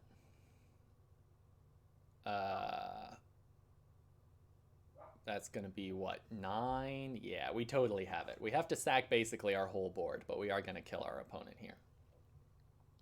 All right, that was game 1 against Anvil. The dog's barking. I better go rescue him. Robo-Dog is here to join the stream. Come on, dog. Come on my lap. Aw, he's just going to be on the floor. That's fine. All right. Game 2. Up against Red-Black Anvil, or Mardu Anvil, in round 5. The Aspiring Spike Special. We are going to be on the draw here, and we are going to sideboard in all of our, I guess, let's just click through this real quick. We are going to sideboard in all of our Nature's Claim effects. I'm thinking Artifact Destruction is going to be pretty useful against the Anvil deck. But it turns out not to be as good as I thought.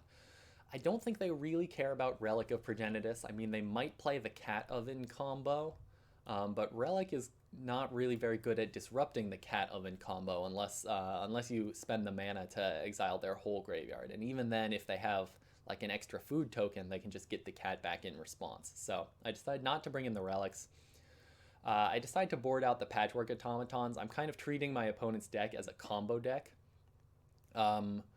So I'm boarding out 1 Welding Jar, 4 Patchy, and 2 Ancient Stirrings, and bringing in the 6 Nature's Claim effects and the 1 Pithing Needle.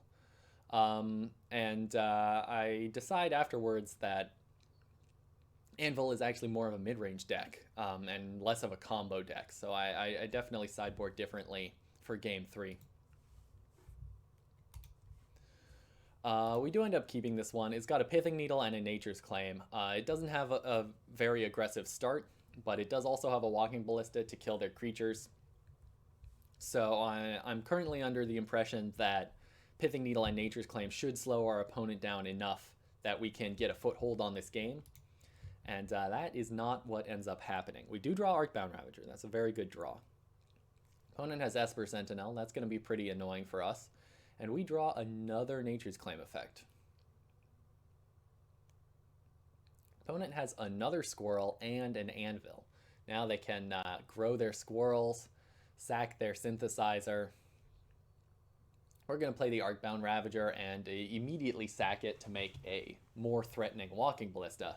But our opponent can sack their Sentinel in response to keep the Squirrels alive.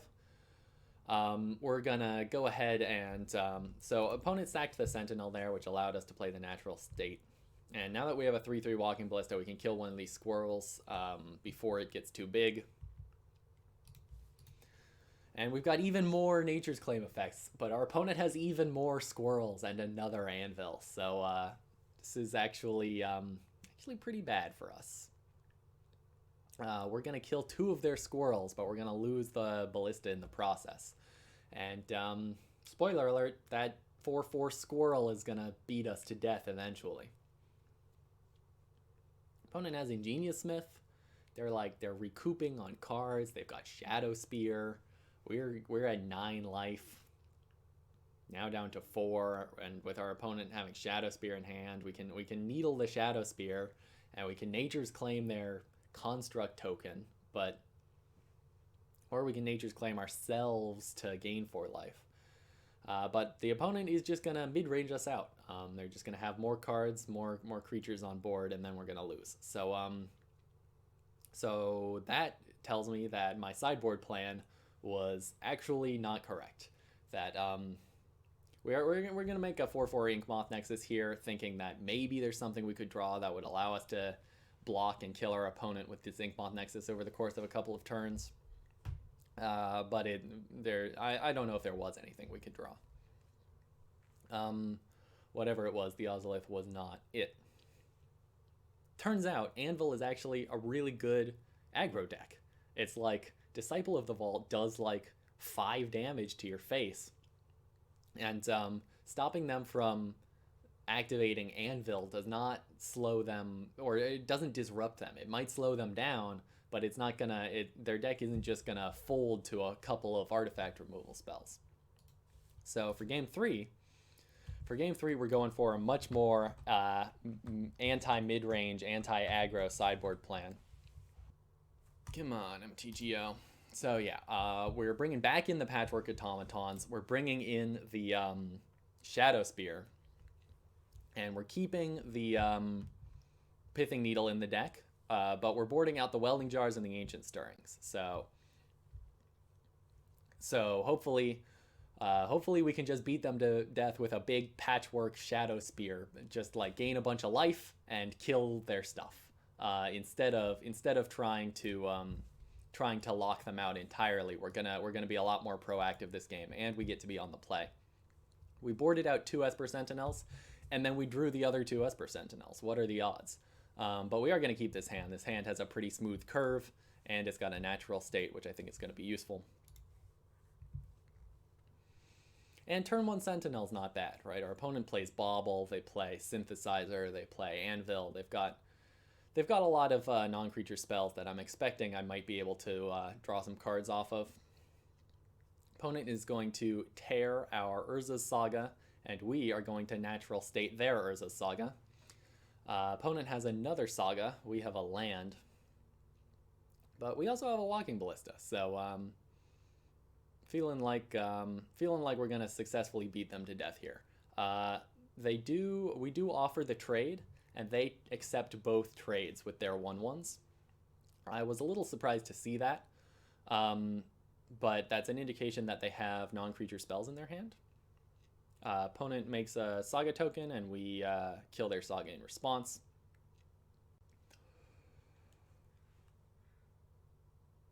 Opponent has Anvil and Spellbomb. They are just going to turn the Spellbomb into a 1/1. I don't know if that was correct. I think shocking our Walking Ballista with their Spellbomb might have been better. But Anvil makes a surprising number of chump blockers. I was really surprised at how good Anvil is at keeping our opponent alive here, right? They're low on cards in hand. We've pretty much wiped their board multiple times. They're chump blocking, and yet they still have these construct tokens. They still have now they have a Saga to continue to recoup card advantage and make big constructs, and they're gaining life the whole time, and we're losing life the whole time. So even though I'm feeling really good about this game the entire time, opponent is slowly clawing their way back with this Anvil, and surprisingly, we're now pretty much even on board. This squirrel is only going to get bigger as they continue to activate the Anvil, and their life total is only going to get higher if we don't find a way to connect with our big dudes. Shadowspear, notably, would be an excellent top deck here, since we have a big Patchy in play. Anyway, let's see what happens. Opponent chump blocks, sacks with the Anvil. Squirrel gets bigger, life total gets higher, my life total gets lower. Opponent plays Disciple of the Vault and another Anvil, and now we're getting pretty desperate. Patchy the Pirate, good reference, Saros. Any SpongeBob lovers in the chat? Pendelhaven is not going to be very helpful here. We're going to put Lurrus in hand so that hopefully we can draw out of this, but hopefully we can stall by playing stuff from our graveyard. But opponent has a lot of ways to deal direct damage to our face, and their life total keeps getting higher, and our life total keeps getting lower. And at this point, I don't know if there's even anything I could draw that would allow me to win the game. Opponent they're going to be doing what? 2-4 direct damage to our face, putting us to 3 next turn, and then they're going to be able to attack for at least 3. So we're just dead on board. Everybody pause if you're on YouTube. Think to yourself, is there anything I could draw here that would allow me to win the game? I don't think there is, but repeat after me this mantra, never give up, never surrender. Saros says get a Ravager. We do top deck Arcbound Ravager. Now, check this out. I put something in the chat about having Exactsies on board here. Opponent has to, do their thing. But the thing is, every time I activate Arcbound Ravager here, I lose a life to Disciple of the Vault. And I need to activate it, 3 or 4 times. I need to activate it 4 times in order to make it 10/10 Inkmoth Nexus. So 4 Arcbound Ravager activations is gonna put me down to 3 life. And then my opponent's Oni Cult Anvil activation is gonna put me down to 1 life. And then I'm gonna have exactly a 10/10 Inkmoth Nexus. That was probably the closest game I've ever played, right? One more life, or 1 less life, or any top deck except Arcbound Ravager. Opponent says, shit, that's wild. Any top deck except Arcbound Ravager, and I would have lost. Winning in game 3 of the match in the 4-0 bracket at 1 life with Disciple of the Vault in play. Insane win. Papa Constant says OMFG. I totally agree. I think that was the closest match I've ever played. That was the smallest margin of victory by which I've ever won in a game of Magic. And we took it down. We are now 5-0, beating Mardu Anvil. Honestly, I don't think I deserved that win, right? Before we top decked the Arcbound Ravager, we were basically dead to everything except four cards in our deck. So our opponent's odds of winning at the start of our turn there were like 90% or something like that. They played very well, and the Mardu Anvil deck is very real and very scary. It's not just a combo deck. It's not just a mid-range deck. It does everything. It does it very efficiently.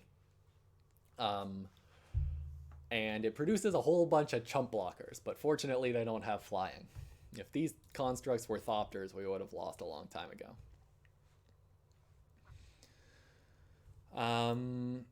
That was really fun. I think I'm gonna remember this match for a long time. And both of us used our Lurruses too, or at least put them in hand. Actually, neither of us actually played them, but this is definitely a match that is not going to be replicable due to Lurrus. Lurrus is now gone. This is a gameplay.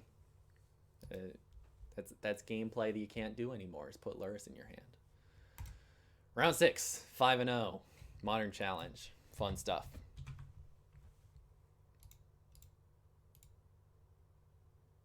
A match to remember. Yeah, I'll say. All right, our opponent is on Yorion. We're assuming, for the sake of argument, that they're on 4-color Yorion control. As we'll see, if you've seen the top 8 of this tournament, you might know that they are not, in fact, on 4-color Yorion control. But this is a good hand. It's got 1-drop into 2-drop into other good stuff and an Urza Saga. It's very keepable. Opponent plays Cavern of Souls, naming Spirit. And I am just like dancing in my seat. I'm like, we're up against spirits? That's amazing. This is gonna be so easy. And also, it's amazing that they made it this far with Yorion spirits. Opponent has Rattle Chains in response to our Walking Ballista. That is not nothing, but it's not great either. They can the important part about Rattle Chains is they can now flash in spirits in response to a ballista activation. So I've got to make sure to only use my ballistas reactively. Fortunately, I do have a second ballista here, which is going to force them to play the Supreme Phantom in response, and then I can kill their Rattle Chains in response. So probably the way I'm going to win this game is by making a big ballista and then pinging all their spirits to death. I don't know. We'll see. Opponent has Selfless Spirit. Selfless Spirit's pretty good. Opponent has 2 Selfless Spirits. Two Selfless Spirits is even better. But Selfless Spirit is actually not very good against Walking Ballista.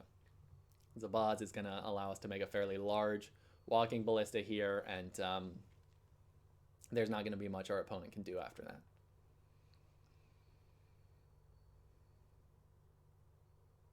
They have to sack one of the Selfless Spirits because they were chump blocking with it, and then we can ping the other one down in response, put Lurrus in hand. Opponent's on 2 creatures in board. They do have Teferi Time Raveler, and they are going to decide to bounce our Patchwork Automaton and pay for the ward. But all that does is it puts more +1/+1 counters on the Ozolith, and Daystar scoops it up. Game 2 of round 6. We are up a game against Yorion Spirits, apparently.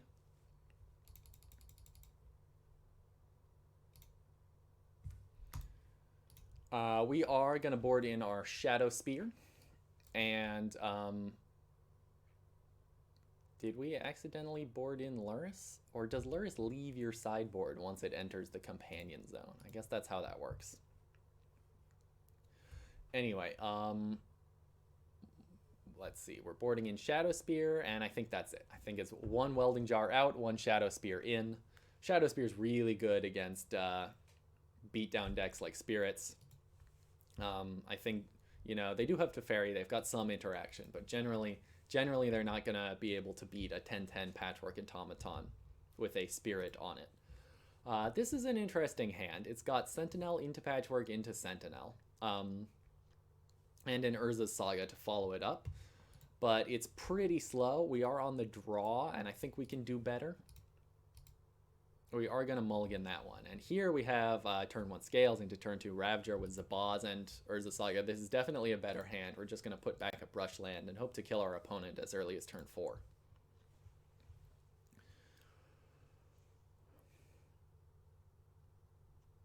Opponent has Force of Negation for our turn 1 Hardened Scales. That's a little bit annoying, but it is a 2-for-1 in our favor, and we do just immediately Thoughtseize bug the Hardened Scales. So, feeling pretty good here. Opponent also has Shacklegeist, which allows them to tap their spirits in order to tap down our stuff. Something to keep in mind if we end up going all in on an Inkmoth Nexus here, but in general, I don't think Shacklegeist is very good. We are going to offer the trade with our Zabaz and then activate the Inkmoth Nexus to put the Zabaz counters on Inkmoth.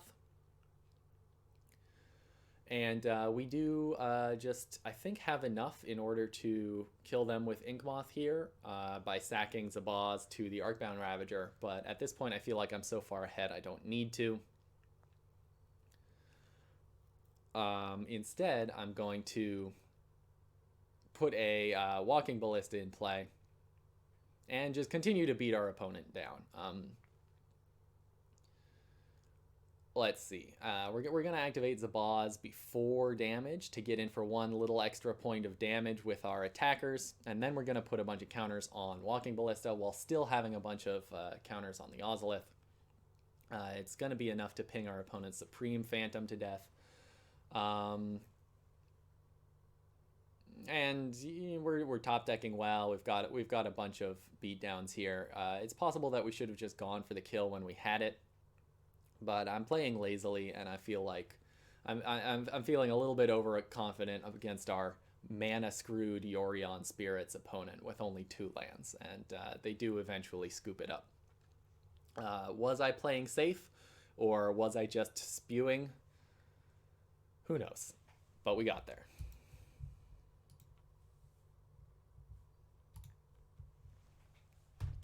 Round 7 of this 7-round tournament, and this is a match to remember. We are now locked for top 8, so I'm feeling really good here. I'm allowed to lose this one if I want. My opponent is also 6-0, also locked for top 8. They are also a Lurrus deck, and I think to myself, seems like a pretty good hand against a Lurrus deck. We've got Hangarback, which is good against the Death Shadow matchup. We've got Walking Ballista, which is good against the Hammer Time matchup. Not a great hand. It doesn't have any of our real payoffs, but it is fairly versatile, and we are going to keep it. And our opponent plays... Stop. Our opponent plays turn 1 Plains, Zabaz, Welding Jar. This is the Hardened Scales mirror in the 6-0 bracket. That means there's guaranteed to be at least 2 Hardened Scales decks in the top 8 of this tournament. And I'm also feeling really good that I have this Walking Ballista here, because Walking Ballista is a very key card in the Hardened Scales mirror. Hardened Scales is a pretty under-the-radar deck. Walking Ballista doesn't come up that often, or the mirror doesn't come up that often, but it's important to know how to play the mirror when you do play it. And the way you do it is mulligan towards a Walking Ballista.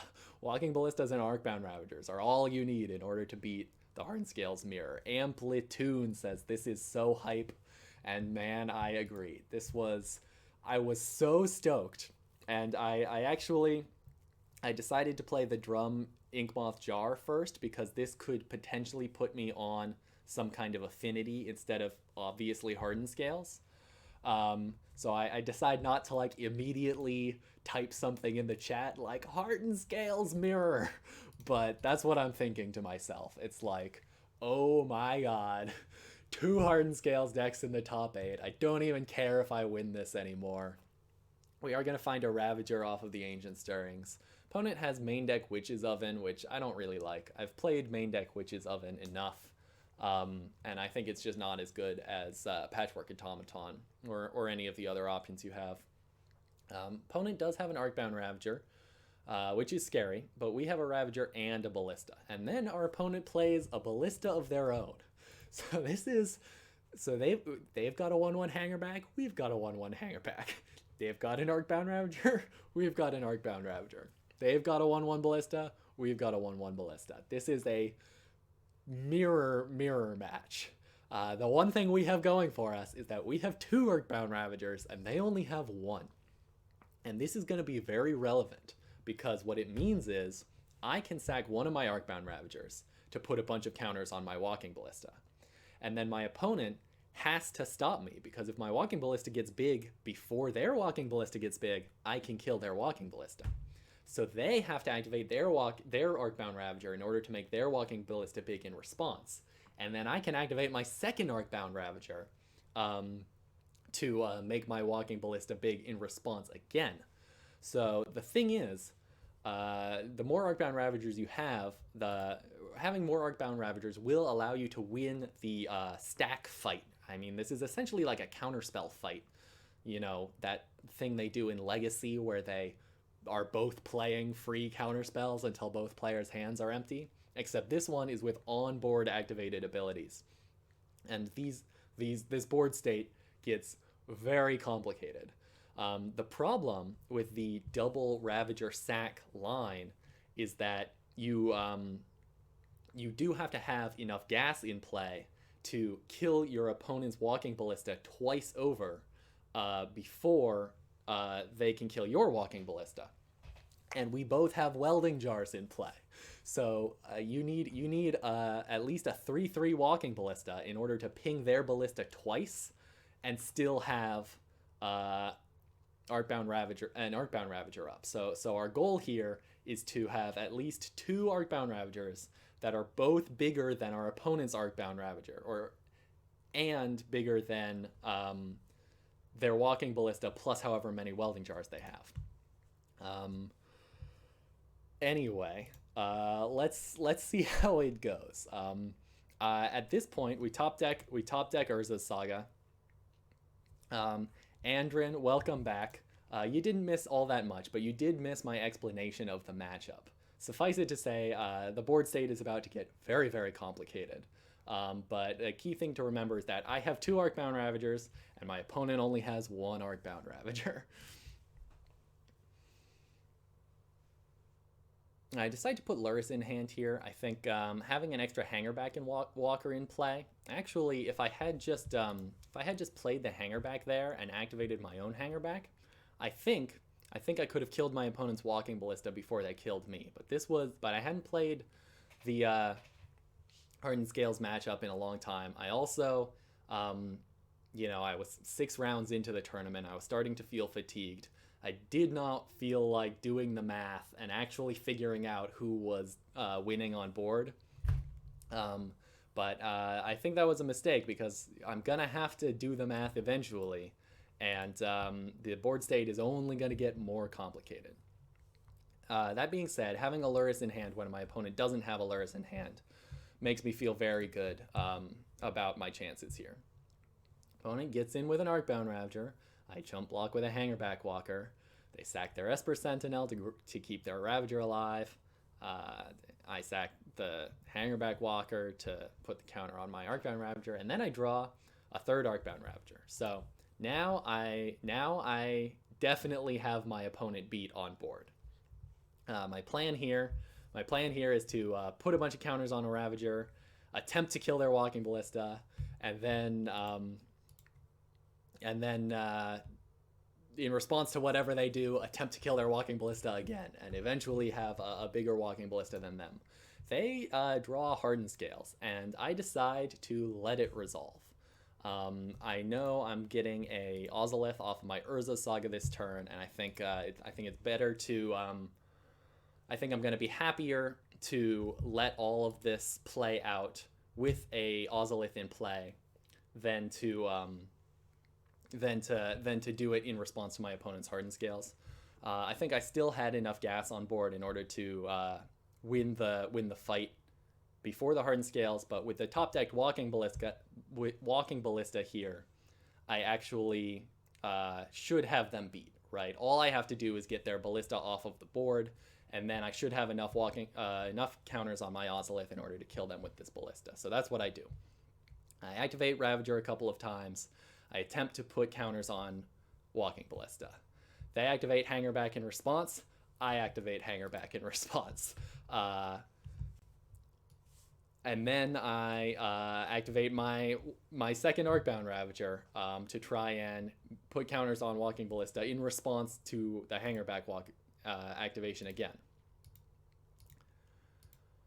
Or actually, I just put some counters on Ravager. But my opponent has to do something in response to this modular trigger. So they do. They activate their Arcbound Ravager. And remember, their stuff is getting much bigger, much faster, because they've got a Hardened Scales in play and we don't. But they have to sack their Ravager in order to save their Walking Ballista, and they have to do it now. So they're sacking their Thopter tokens in order to make their Ravager nice and beefy. And they're going to sacrifice their Zabaz in order to put 3 counters on their Walking Ballista. Now, if that Walking Ballista becomes a 3/3, I'm going to have to spend 3 counters to kill it, and then they can Welding Jar it. So I have to kill that Walking Ballista before the Zabaz resolves, which is why I needed 3 Ravagers. I couldn't have done it with just 2. So that's what I do. I make my Ravager a 3/3 and then sack it to the other Ravager, putting 3 counters on this Walking Ballista. If this ability resolves, that's going to be sufficient to kill their Walking Ballista even through their 2 Welding Jars. So in response to this one, they have to activate their Arcbound Ravager in order to save their Ballista, and they choose not to. So I get my 4/4 Walking Ballista.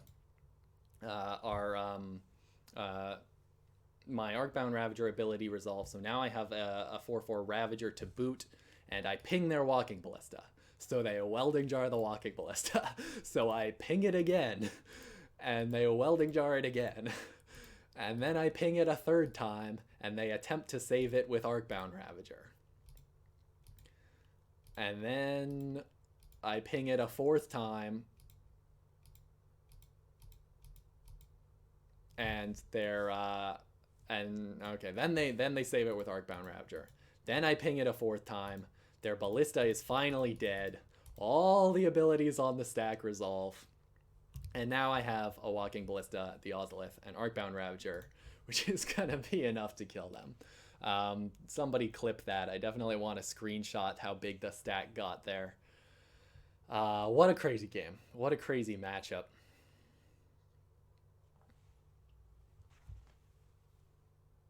Opponent concedes.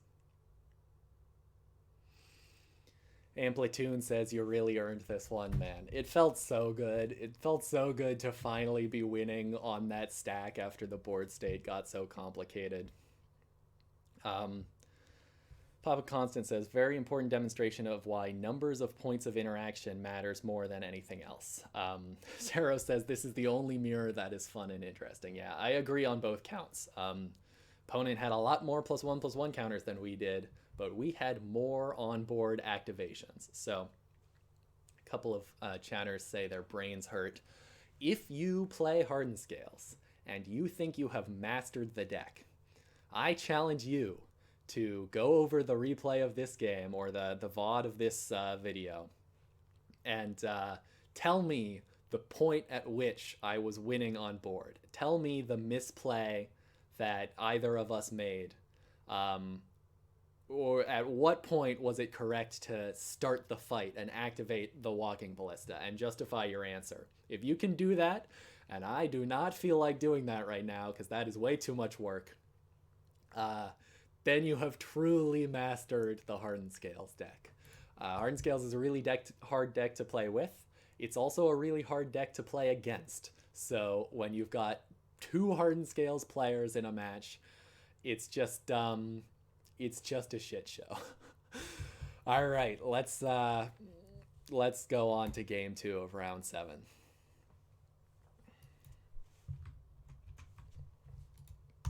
Sideboard plan. Esper Sentinel's out.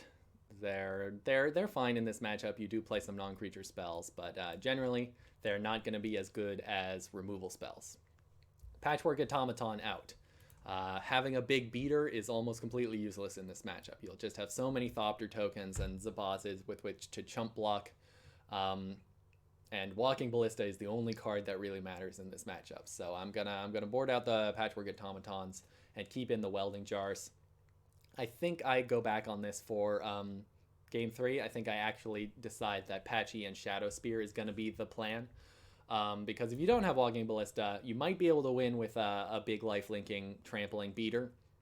But that's not how it's gonna shake out. Walking Ballista is what wins Hardened Scales mirrors. Oh, and also there is no game 3. I won both of them. Rocardito is gonna be on the play here, and this is the perfect hand. There's literally nothing I would rather have than Scales, Ozolith, Walking Ballista, and a bunch of Welding Jars. This is like, if anything is going to win this matchup, this is it. Andrin says, I've been spamming Hardened Scales for almost 2 years, and I'm quite confident to say that I'm close to about 20% of what the deck can do. Yeah, this is a really... It's a deck with a long learning curve. DeContra says Steel Overseer if somebody still has them. Yeah, neither of us are playing Steel Overseer, but Steel Overseer would definitely be a way to take over the matchup if neither player has a Walking Ballista.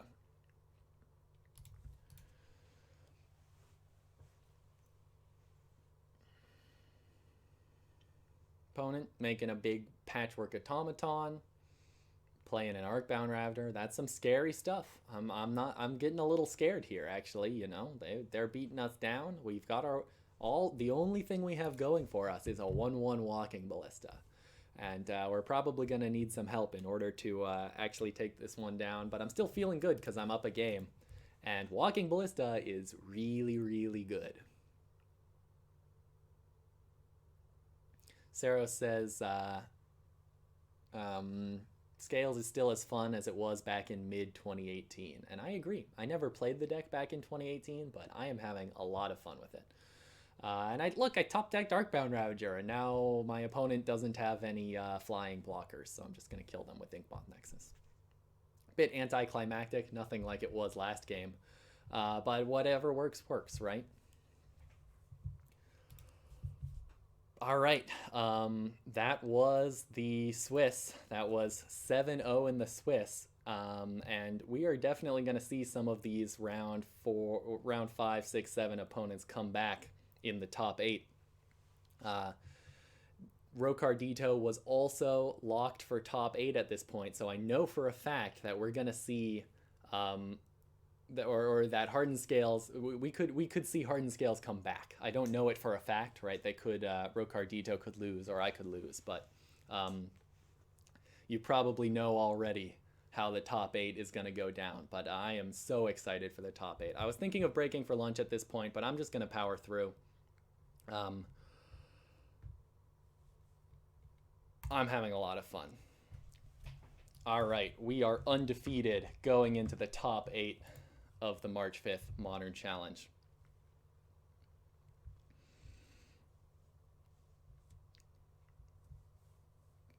DeContra says, Scales Mirror is surprisingly similar to the old Affinity Mirror, except instead of complex combat in flyers, it comes down to stack and Ballista/Ravager.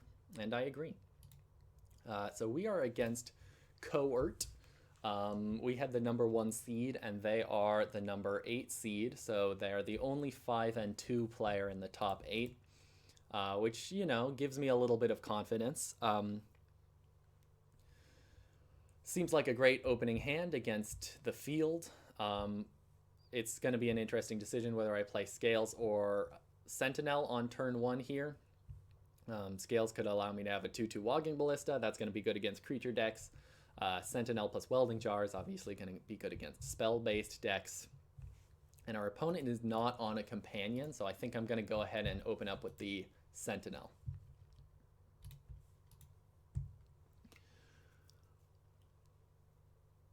And then our opponent plays Forest Utopia Sprawl, letting us draw a card off the Sentinel. Always feels good to have Esper Sentinel pay off.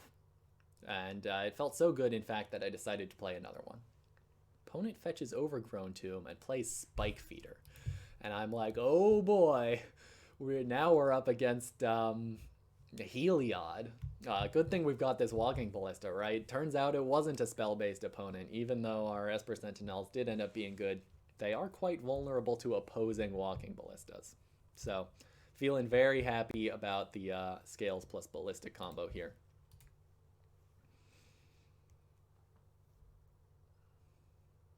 Also just really happy to see Heliod in the top 8.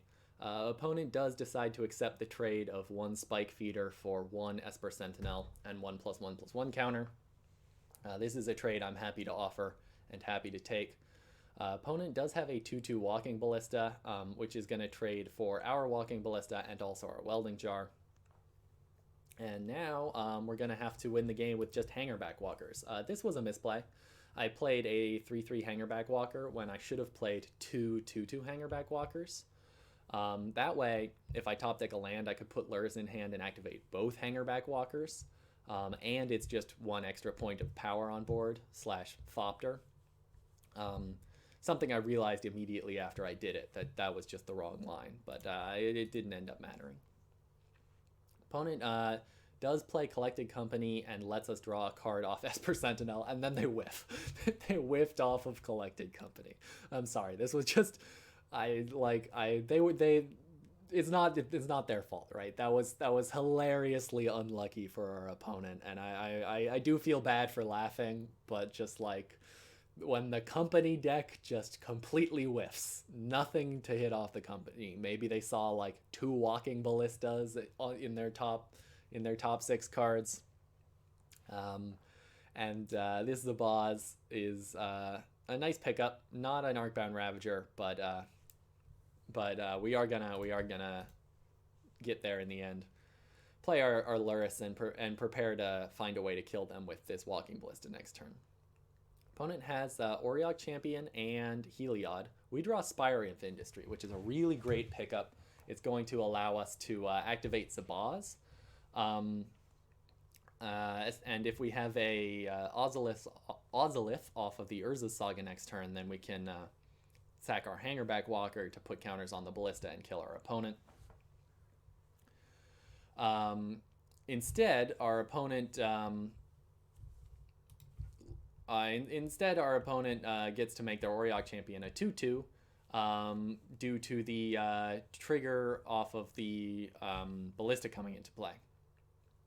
And Heliod, Auriok Champion gains some life. Heliod makes their champion bigger. So what we decide to do is sack the Zabaz to make the Ballista bigger to clear their board. And we are still threatening lethal next turn by just replaying Zabaz from the graveyard and making a sufficiently large Walking Ballista. Also, our opponent's almost dead as it is. It's possible that I had lethal there and I missed it. But no, I didn't. This is one that I definitely thought about in game. It's like I have to kill the Auriok Champion, otherwise they're gonna chump block the Hangarback Walker. They do draw Spike Feeder for the infinite life combo. Sarah says, can we quickly discuss how we haven't made a single construct with Saga yet? Are you sure? Have you been keeping track? You mean in the entire run? Yeah, Urza Saga is just busted without making constructs. this is those giant Saga tokens are really good in the affinity deck, but we only have 2 artifacts in play, right? We're just making 3/3 Urza's Saga constructs this game, whereas the Ozolith is truly busted in the Hardened Scales deck. So it is very often correct to just play the cards from your hand instead of activating Saga. Now that we don't have Lurrus, we are going to need more mana sinks, presumably, for our late games.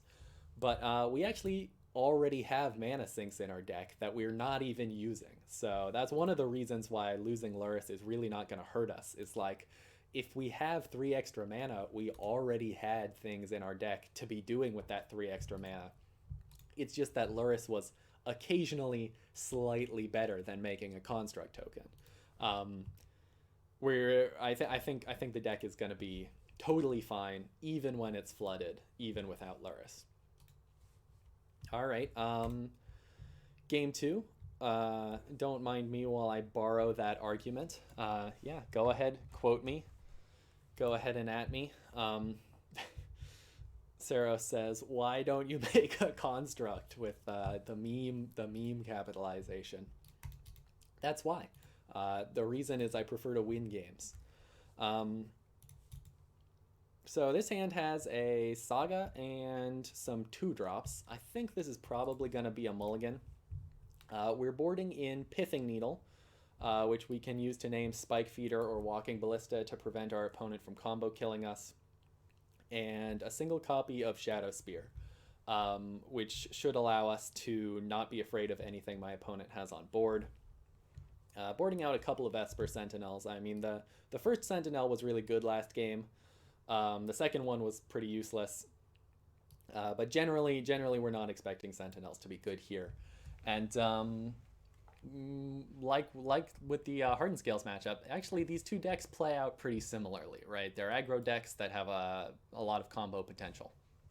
So Walking Ballista is going to be super important here. As long as we can keep our opponent's board clear, then we can kill them at our leisure with random Patchwork Automatons and stuff. It is notable in this matchup that Scales has outs to infinite life. If our opponent has Spike Feeder plus Heliod, we can just kill them with Inkmoth Nexus. So we can even like let them gain 1,000,000 life and then slowly build up a large Walking Ballista and then clear their board. And then once our Walking Ballista reaches critical mass, there should just be nothing they can do and we can kill them. As long as it takes to draw our Inkmoth Nexus, we can get there eventually. That's not what happens this game, but it's important to keep that in mind for this matchup. If you do find yourself in a situation where the opponent has infinite life, you know what your game plan should be, right? It's find an Inkmoth Nexus and make it a 10/10. I think I'm going to mulligan this one. I think I'm going to go looking for a Walking Ballista. We are on the draw, and we don't have any 1-drops. That is what ends up happening. We have a Boseiju, which I don't think has any good targets in our opponent's deck. Heliod is an enchantment, but it's also indestructible. We do have Needle, Ravager, and Saga. This is a nicer curve and a slightly more powerful hand than our last one, so I think I am going to end up keeping this one. But it's not great. This is not the ideal 6. We do decide to Needle our opponent's Arbor Elf here. Arbor Elf is the 1 mana dork that you can actually Needle, because this is not a mana ability. And I think you'll find it does end up paying off for us here. They have to Prismatic our Needle, which is, kind of the best case scenario for us. Did our opponent mulligan this game? They're very short on cards in hand. I think they ended up mulliganing to 6 or 5, but turns out they have a Prosperous Innkeeper, a Conclave Mentor, and just generally nothing that's particularly threatening. Conclave Mentor does allow them to activate Spike Feeder in order to put a single +1/+1 counter on it, which to a Hardened Scales player is a little bit disappointing, huh? I think we can do a little bit better than 2 mana for 1+1/+1 counter. Anyway, this is an uninteresting game. We win. We draw better, and then we win. Our opponent just draws a bunch of random chaff.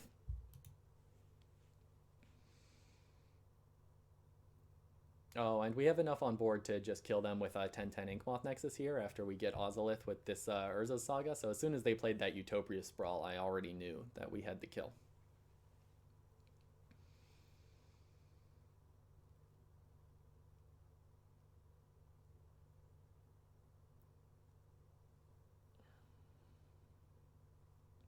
You know, I actually thought these replays would take a lot longer to go through. That's why I was planning to break for lunch. But we only have 2 matches left. And it's only 1:15 p.m. on the West Coast. I'm a late sleeper. I can eat lunch at 2 p.m. That's fine with me. So that was round 8. On to round 9. Round 9 was actually very, very interesting, slightly disappointing. This is one you definitely wanna watch out for. This is the semi-finals. The winner of this is gonna make it to the finals. And this is a very back and forth match. This one ends up being very close. But maybe not the most interesting. I think both of us are not playing optimally. We're both pretty tired at this point, and I don't know if Fedyaki has actually played the matchup before. I don't know. It's tough. All right, Saros is going to walk the dog and go to bed. Thank you so much for watching, Saros. I really appreciate your support and everything you do in the Discord server. Yeah, catch the last 2 on the VOD. Excuse me, voice crack there. Must be dehydrated, huh? Catch the last 2 on the VOD and thank you so much for watching. See you around. All right, so we are on the draw against No Companion. Generally, I think the most common No Companion deck is going to be Blue-Red Murktide. And Esper Sentinel is good against Blue-Red Murktide. So I think I might end up keeping this one. But this is a pretty iffy hand. We'll see what happens. We also have an Eiganjo here, which might be countable as a spell, depending on the matchup. We do decide to mulligan, and we do not get paid off. This is a Patchwork Springleaf hand. We have to mulligan this one too. We are on the draw, so we get an extra card, and this deck does mulligan pretty well, right? Now this is what I want to see. We've got Scales, Ozolith, Ravager. This is actually a lot better than anything we've seen before, so I'm happy I mulligan to 5 here. And we can happily just put back 2 lands. And keep an Inkmoth Nexus, which is also gas. Opponent is, in fact, on Blue-Red Murktide.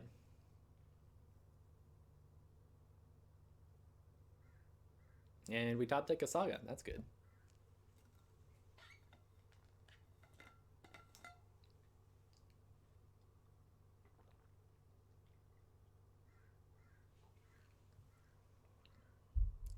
Gonna go ahead and play out our hand here. Opponent's gonna bolt our Esper Sentinel.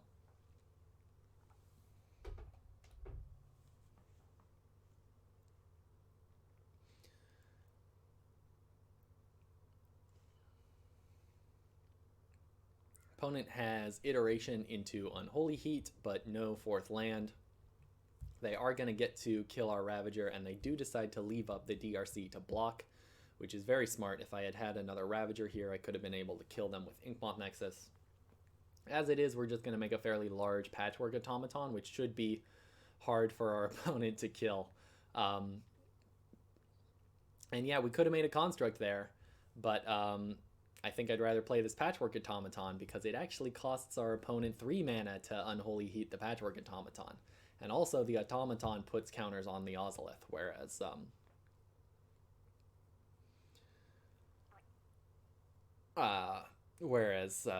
Constructs do not. So we are going to make a 5/5 Inkmoth Nexus here and put our opponent to 5 poison. So we've got a lethal Inkmoth here, and we've got the Zabaz. Opponent doesn't hit anything off of the Iteration.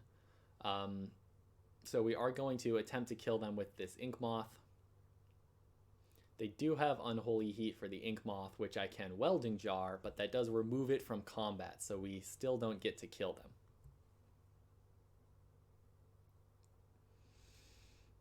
Opponent is going to get to connect with Ragavan and play another land. So they do decide to play the Welding Jar. I think Murktide opponents usually choose not to play the Welding Jar against me since they don't actually have anything worth Welding Jarring.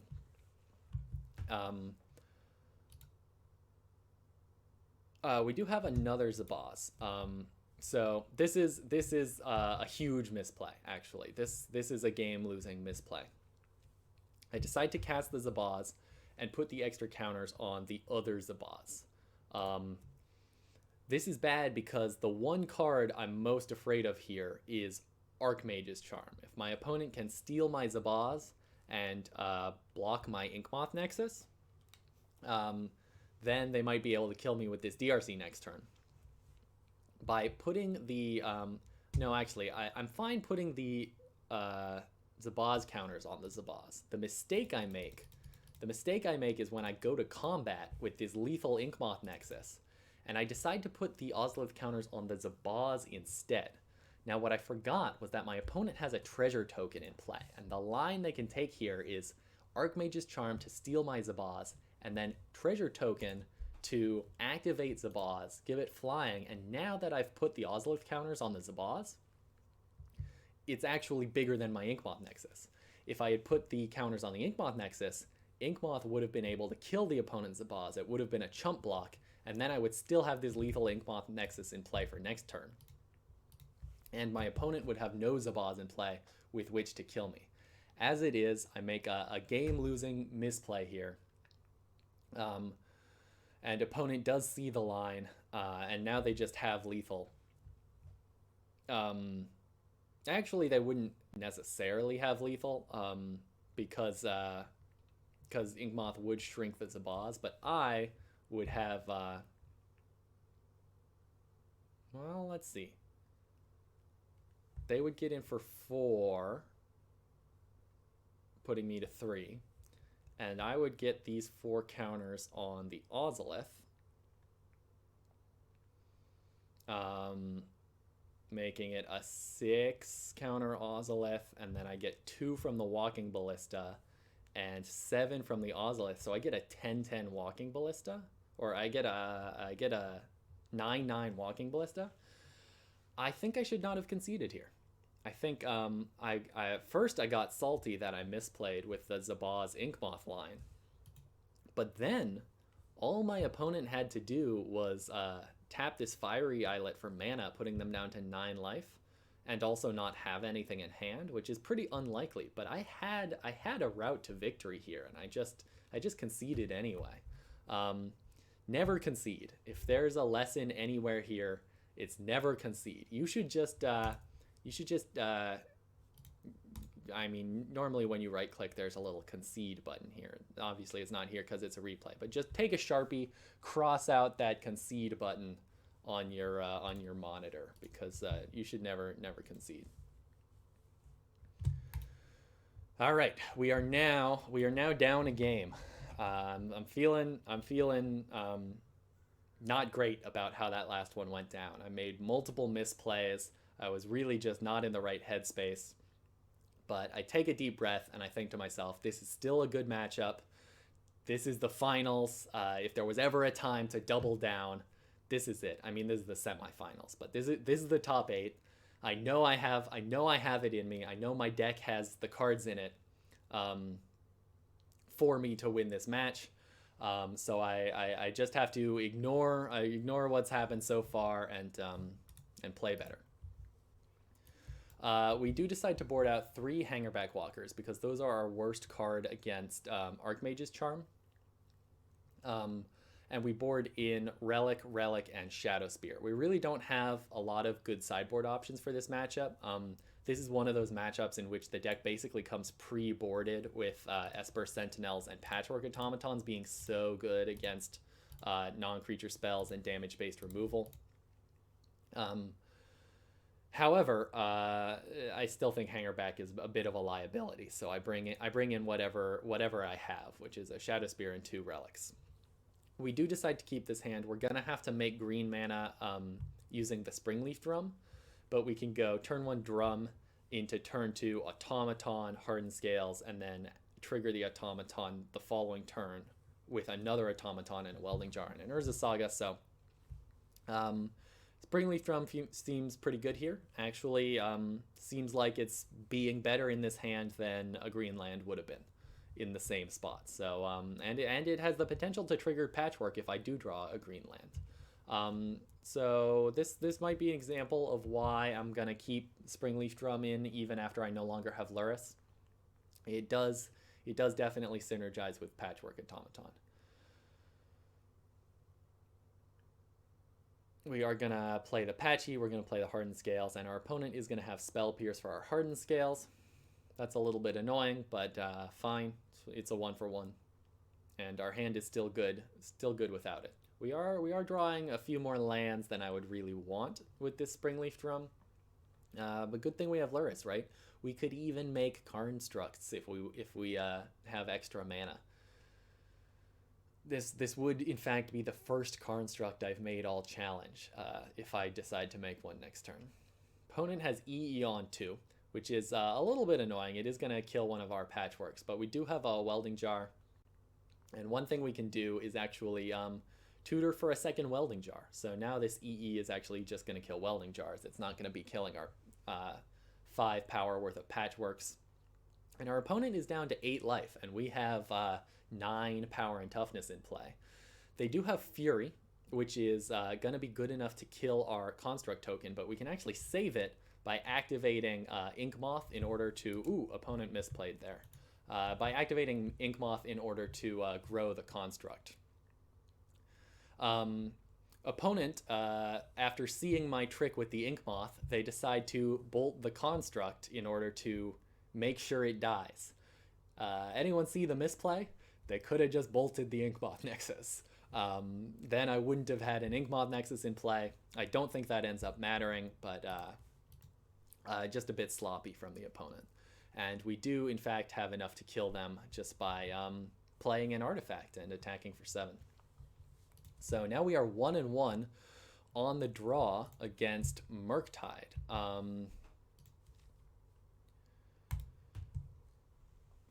It's definitely a good matchup for us, but it's by no means guaranteed. Murktide, we got to play really tight here, and I'm feeling the adrenaline at this point. I'm fully focused. We do decide to board out a 4th Hangarback Walker, board in Pithing Needle so that we can name Engineered Explosives with that Pithing Needle. Generally, it's considered correct to bring in Pithing Needle against opponents who might have an Engineered Explosives, but I think it's definitely correct to bring in Needle against an opponent who definitely has Engineered Explosives.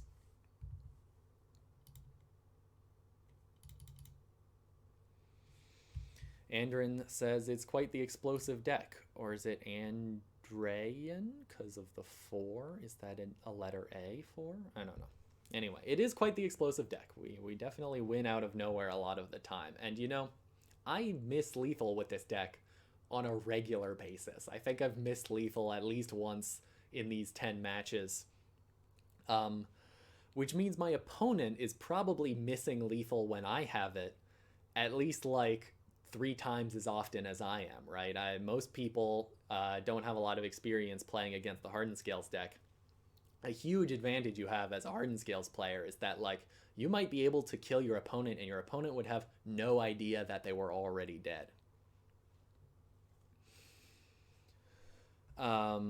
Andrayan it is. Any ideas of how much the Lurrus ban will impact the deck? We've been over this, so go ahead and watch the VOD to hear my full thoughts, but I think it's not going to be very impactful. I think the deck is still going to be good post-Lurrus. So this hand has no creatures. This is definitely an activate Urza Saga, make a Construct hand. I think it's still a keep because Hardened Scales and Ozolith are really good, and also they don't die a lightning bolt, right? They sit around, they accrue value. And if your opponent is like Archmage's Charm, steal your Ozolith, generally that's good for us because it's better than them stealing an actual threat.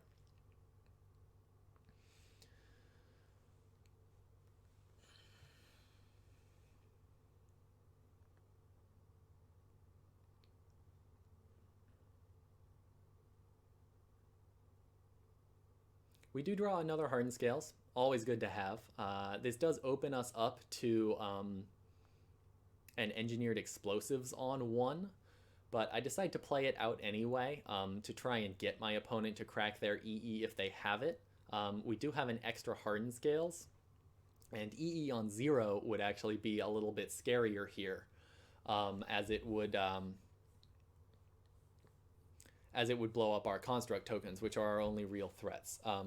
We decide not to play a Zabaz here, not to play any spells here, because we are suspecting our opponent has Archmage's Charm here, and they do. So the fact that we didn't play a spell means that they have to spend their charm to draw cards instead, which is very good for us. And our opponent does find the Engineered Explosives. So cracking the Engineered Explosives here is going to be very bad for us, but it is going to kill their DRC, and we do get to Welding Jar our Ozolith. So it's kind of a 3-for-2 in their favor, but it's actually mana positive for us. So it's really not all that bad. And if they don't do it soon, we can get a Pithing Needle off of this Urza Saga. We do decide to play the Zabaz in order to make sure our opponent is forced to crack the EE. This is going to allow us to put Zabaz counters on our construct token and also on our Ozolith. So really not much of a loss. That was 1 mana for 6+1/+1 counters. And now we have 2 constructs, both of which have 3+1/+1 counters on them. This is going to be pretty hard for our opponent to deal with, but they do have a 3rd Archmage's Charm.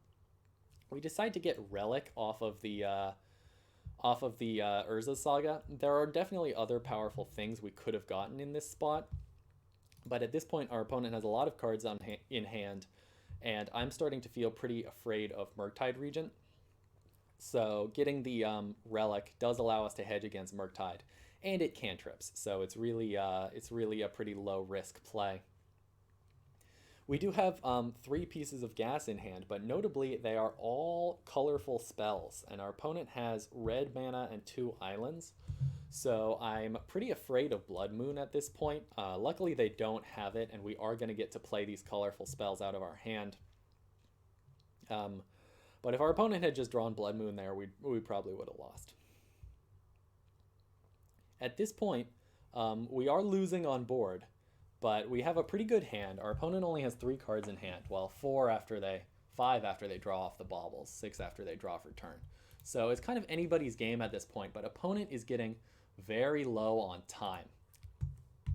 So I'm really not afraid here, or I'm pretty confident that I can at the very least, stall until my opponent runs out of time. It does not feel good to win on time on MTGO, but sometimes that's what happens, right? I'm not gonna just concede if it's still anybody's game, right? We are pretty low on permanents in play, and our opponent does have a Murktide Regent, but we still have outs. We have all these Inkmoth Nexi. We put Lurrus in hand, and we can chump block with Inkmoth Nexus. We're winning on the ground fight, and we have chump blockers in the air. So if our opponent has a removal spell, we are just dead at this point. And I think this was a misplay too, putting us dead to a removal spell. We probably should have just not activated the Lurrus, and then at least we wouldn't be dead to a removal spell. I don't know if this is correct. No, see, the correct line was to actually attack with Construct, right? This was a lethal construct. We could have forced a chump block with the DRC, and then we would have had 2 Inkmoth Nexi, 2 additional Inkmoth Nexi to chump block their other 2 things, and we would have still had a lethal attacker in play. So I'm going to go ahead and say putting Lurrus in hand was a misplay here. But assuming our opponent doesn't have a removal spell, we are still not dead. It ends up looking like they do not have a removal spell. We go to 5 life, they play a Fury, which is almost enough to kill our Construct token, but we do get to do the Inkmoth Nexus trick again here to keep our Construct alive. Our opponent is forced to chump block with the Fury as we attack with the Construct token. We have Zabaz as a chump blocker, which is also going to grow our creatures in play. Papa Constant says, could have tapped differently and had both Inkmoths in response to a removal. That's true. Yeah, I guess if my opponent played removal pre-combat, yeah, so that was the real misplay, was not leaving 2 Inkmoth Nexus untapped. If I had just left Nexus land untapped, I would have been safe from a removal spell. And then our opponent loses on time. So feels bad, man. We were not dead to the lightning bolt here. Opponent has what? Instant land creature in the graveyard. So we get to chump block the Murktide with our Inkmoth Nexus. Go to 4 from the DRC. And kill them on the crackback with this Construct token. So they had to have something in order to not... They had to have something besides Lightning Bolt in order to win this one. But instead they lost on time. Pretty anticlimactic. Not 100% sure if I would have won or lost if they had not run out of time. But I just want to say, I wish I could say that the MTGO chess clock was fair and that it's your responsibility to keep track of your own clock, but that's really not the case. I have played MTGO with a slow internet connection before, and the chess clock is really just a mechanic that says the player with the worst internet connection loses the game in the event of a draw. Which is not really fair, in my opinion. I'm pretty lucky to live in an urban area and to be paying for a really fast internet connection. And I am a fast player. As you can see, I had 12 minutes on the clock. So maybe it was my opponent's fault a little bit, but I would much rather have won this legitimately than to have had the clock run out. Anyway, I'm not complaining. We'll take it. We are going to the finals. And surprise, surprise, at this point in the tournament, I've played against 3 of the top 8 players already, so I know what decks they're on, and I have the matchups written down. I happen to know at this point that I'm going to be playing a Hardened Scales mirror match in the finals of the Modern Challenge, having already played the Hardened Scales mirror once already. And not only that, I am completely undefeated this tournament with the Hardened Scales deck, and my opponent Rocardito is completely undefeated except for the Hardened Scales mirror match that I already won. So 2 Hardened Scales decks effectively going undefeated in the challenge. This is honestly just amazing, right? No matter what the outcome of this finals is, Hardened Scales will have only ever lost to Hardened Scales this challenge. It feels awesome. And we won the die roll, even better. So this hand has Sentinel, Drum, Ballista, Ravager. I am definitely going to be keeping this. I happen to know that Walking Ballista and Arcbound Ravager always win the mirror match. That's how we won the mirror match last time. And this is definitely going to be a keep. It is a 1-lander with Springleaf Drum. And after we don't draw a land, our opponent sees that we have no second land and only 1 Esper Sentinel with which to activate the Springleaf Drum. So what they decide to do here is just kill our Sentinel with a Walking Ballista. I would have made the same play. I think this is the correct play. And it was a huge misplay on my part to not play the Welding Jar here. Welding Jar would have saved our Esper Sentinel from this Walking Ballista, and it also would not have triggered their Esper Sentinel, because we already had to trigger their Esper Sentinel with this Springleaf Drum. So big misplay on my part, but we are not punished because we top deck a land here, and now our opponent has just wasted their Walking Ballista. And then our Walking Ballista does end up winning the game. Opponent does not have another Walking Ballista in their hand, so I think Rokardito made the right call there, given the way I was playing, but they got absolutely punished for it, and this game is really no contest from this point on. So I don't know if there's any more to say about that. It is very hard for a Scales player with no Walking Ballista to beat a Scales player who does have a Walking Ballista. In fact, I'm pretty far behind on board, but I'm still totally confident that I'm winning this game. DeContra says, "Why not play Jar here and pay with Drum?" Oh yeah, that could have been a line too. That would also have saved our Sentinel from the Ballista.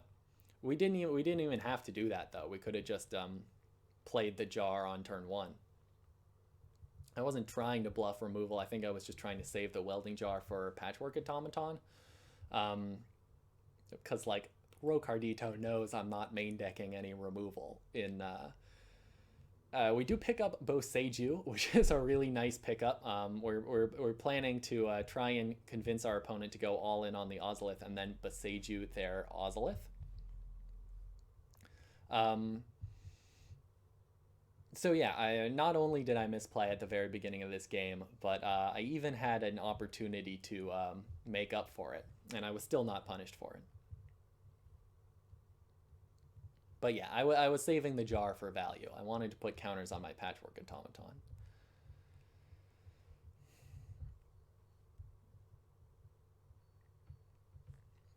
So now opponent has a lot of Thopter tokens, and Walking Ballista is historically a good thing to have against opposing Thopter tokens, but our life total is feeling a little bit threatened here.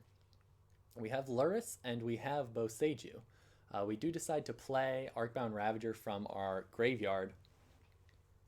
This is going to allow us to kill our opponent's Lurrus using our Walking Ballista. We do sack pretty much all of our artifacts in order to guarantee that we can kill their Lurrus. But I think this was another misplay I made here. I attacked with the Patchwork and my opponent decided to chump block with their Zabaz. I should have actually let the Patchwork kill their Zabaz. The thing is, our opponent with their red mana from Springleaf Drum, they can save one of their Thopter tokens or their Esper Sentinel by activating Zabaz in response to a Walking Ballista activation. And that does not change if I... they can still activate Zabaz if I don't kill it with Patchy. But if I do kill it with Patchy, at least then I use the same number of Walking Ballista tokens, but I already know what they've Zabazed onto, and they can't like draw another Zabaz, right? So actually killing the Zabaz there plays around a lot of the gas they could have top decked. But I didn't, and I was also not punished for it. Papa Constant says, looks like I got a little excited there. Yeah, probably. So, we do kill their Thopter token in response to their Ozolith trigger.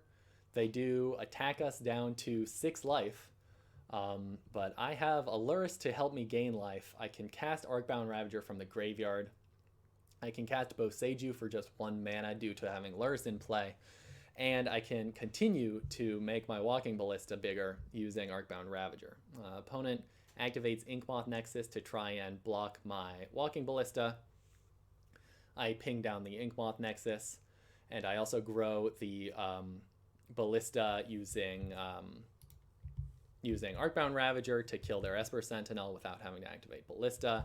I Boseiju their Ozolith, so now I'm at just 8 life, but my opponent only has 1 card in hand, and I can Ballista most of the things they... Well, I can Ballista their Thopter tokens, so it's pretty close here. And it's also important to remember that I'm up a game. So with our opponent top decking Esper Sentinel, I think there's no longer anything that could cause us to lose. This Arcbound Ravager is going to allow us to make our Walking Ballista very sizable now. especially in combination with the Ozolith. We are going to put our Ozolith counters on Lurrus in order to gain a couple of extra life. Opponent decides to leave up Thopter tokens with which to chump block. Papa Constant says, oh no, I never got to Boseiju for one with Lurrus in play. It took me a second to figure out how to use Boseiju there. Yeah, that was pretty tricky, huh? Boseiju is not just naturalized. Boseiju actually has upside. Opponent top decks Witch's Oven. I think playing the Witch's Oven here was a mistake. If they had done the math, they could have seen that they were dead on board, and it would have been smarter to bluff a removal spell than to just run out the Witch's Oven. But as it is, I have plenty of gas, and I am going to ping all of my opponent's Thopter tokens to death using this Ballista, and then kill them with a 5-power Lurrus. And that, my friends, is going to be an undefeated Saturday Modern Challenge run. This was the last hurrah for Lurrus, and it feels only fitting that Lurrus would deal the very last point of combat damage to win the tournament. That was it, right? That was game 2. I guess I could have checked my sideboard, but oh no, that was only game 1. Exciting. Let's go check out game 2. That was not the very last point of combat damage. What am I talking about? We get a whole nother game. Isn't this fun? Now we get to be on the draw. And we are going to go ahead and board in all 6 of our artifact removal spells. I suspect that Rocardito is not playing 6 copies of Natural State in their sideboard / Nature's Claim. Yeah, that would have been a great ending to the stream, but that was not the end. We get one more for bragging rights. We decide to board out the Esper Sentinels and the Ancient Stirrings, but keep in the Patchwork Automatons. But this time we're leaving out the Shadowspear. I don't know if you're supposed to bring in Shadowspear or not against the Scales Mirror, but I definitely want to keep in all of my Welding Jars, because those are really good in those Walking Ballista fights. So I think I'm fine with this sideboard. And hey, check it out. We've got Ozolith, Hardened Scales, and 2 Natural States. I think this is definitely going to be a keep. Opponent has Hardened Scales on turn 1. I'm going to go ahead and Natural State their Urza's Saga, but I reserve the right to Natural State a Hardened Scales should it come up. Opponent is going to Nature's Claim my Hardened Scales on my end of turn. Yeah, this is what post-board matches are like. And opponent has Shadowspear but no follow-up threat. That's going to be the nail in the coffin. If you're putting Lurrus in hand on turn 3, you are losing the Hardened Scales mirror match. Opponent plays a Lurrus, but they have nothing to recur. Oh, they've got a Hardened Scales. They get back their Hardened Scales. And then I top deck Walking Ballista. Feels bad for the opponent. I didn't need that Walking Ballista, but now that I have it, there's basically nothing Rocardito can do. Rocardito, really good Hardened Scales player. And I'm really happy with how well they did in the tournament.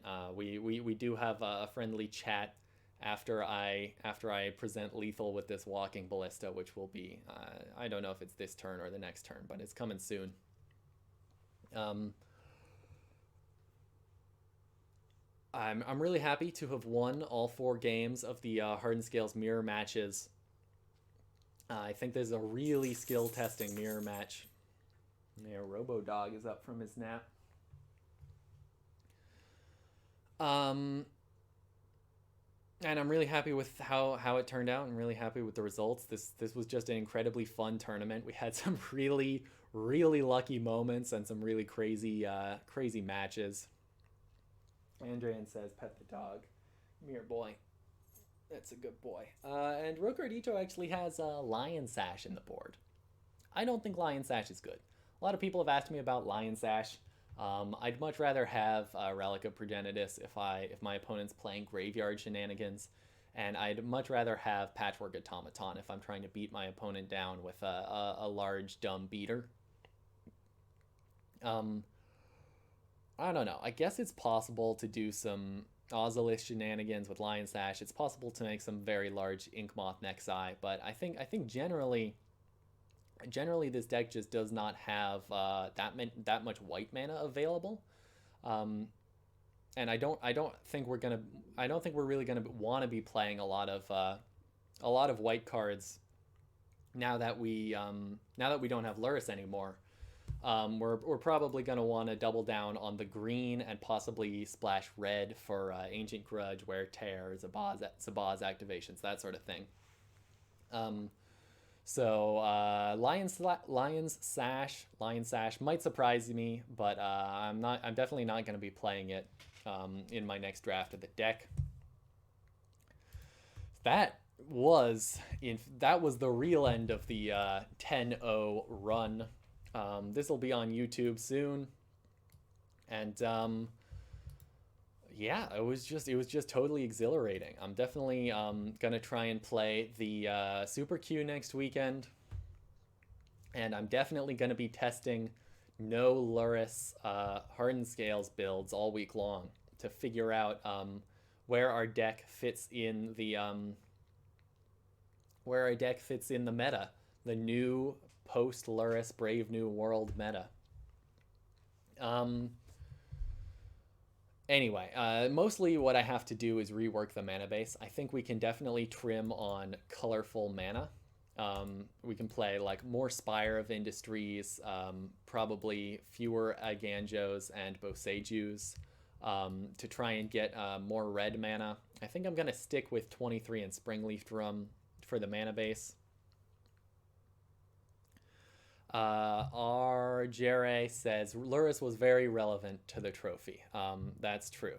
And Easyolder1 is asking if I'm going to stream my playtesting. Yeah, I'll definitely do some streaming this week. I can't really adhere to a strict schedule, but I'll definitely be on and off, and probably posting to YouTube if I don't feel like streaming.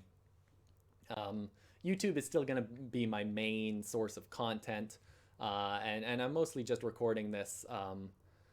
I'm mostly just streaming this on Twitch because I can. One thing to note is that I forgot to record this whole time, so I'm actually going to have to download the VOD from Twitch in order to upload it to YouTube. So good thing I streamed it, huh? Right? Otherwise that would have been a whole big waste of time. Sensile says, you sure you want to trim on Boseiju? I like Boseiju. I really like Boseiju and Eiganjo, but I might end up wanting to cut Ancient Stirrings for Ingenious Smith. If I'm not gonna need as much white mana for Lurrus, I can afford to play fewer green cards and more white cards. Or if and that way I can trim on green lands too, and Boseiju is I think worse than Pendelhaven, right? You've got these mono green untapped utility lands, but there are colorless utility lands too that I might want to play, depending on how the mana works out. Like that new what's it called? Reliquary. What's it called? Roadside Reliquary? Yeah, this one. I think Roadside Reliquary might be a viable utility land. It comes in untapped. It taps for colorless. It draws you a card, assuming you have anything in play. And it draws you 2 cards if you have an Urza Saga or a Hardened Scales.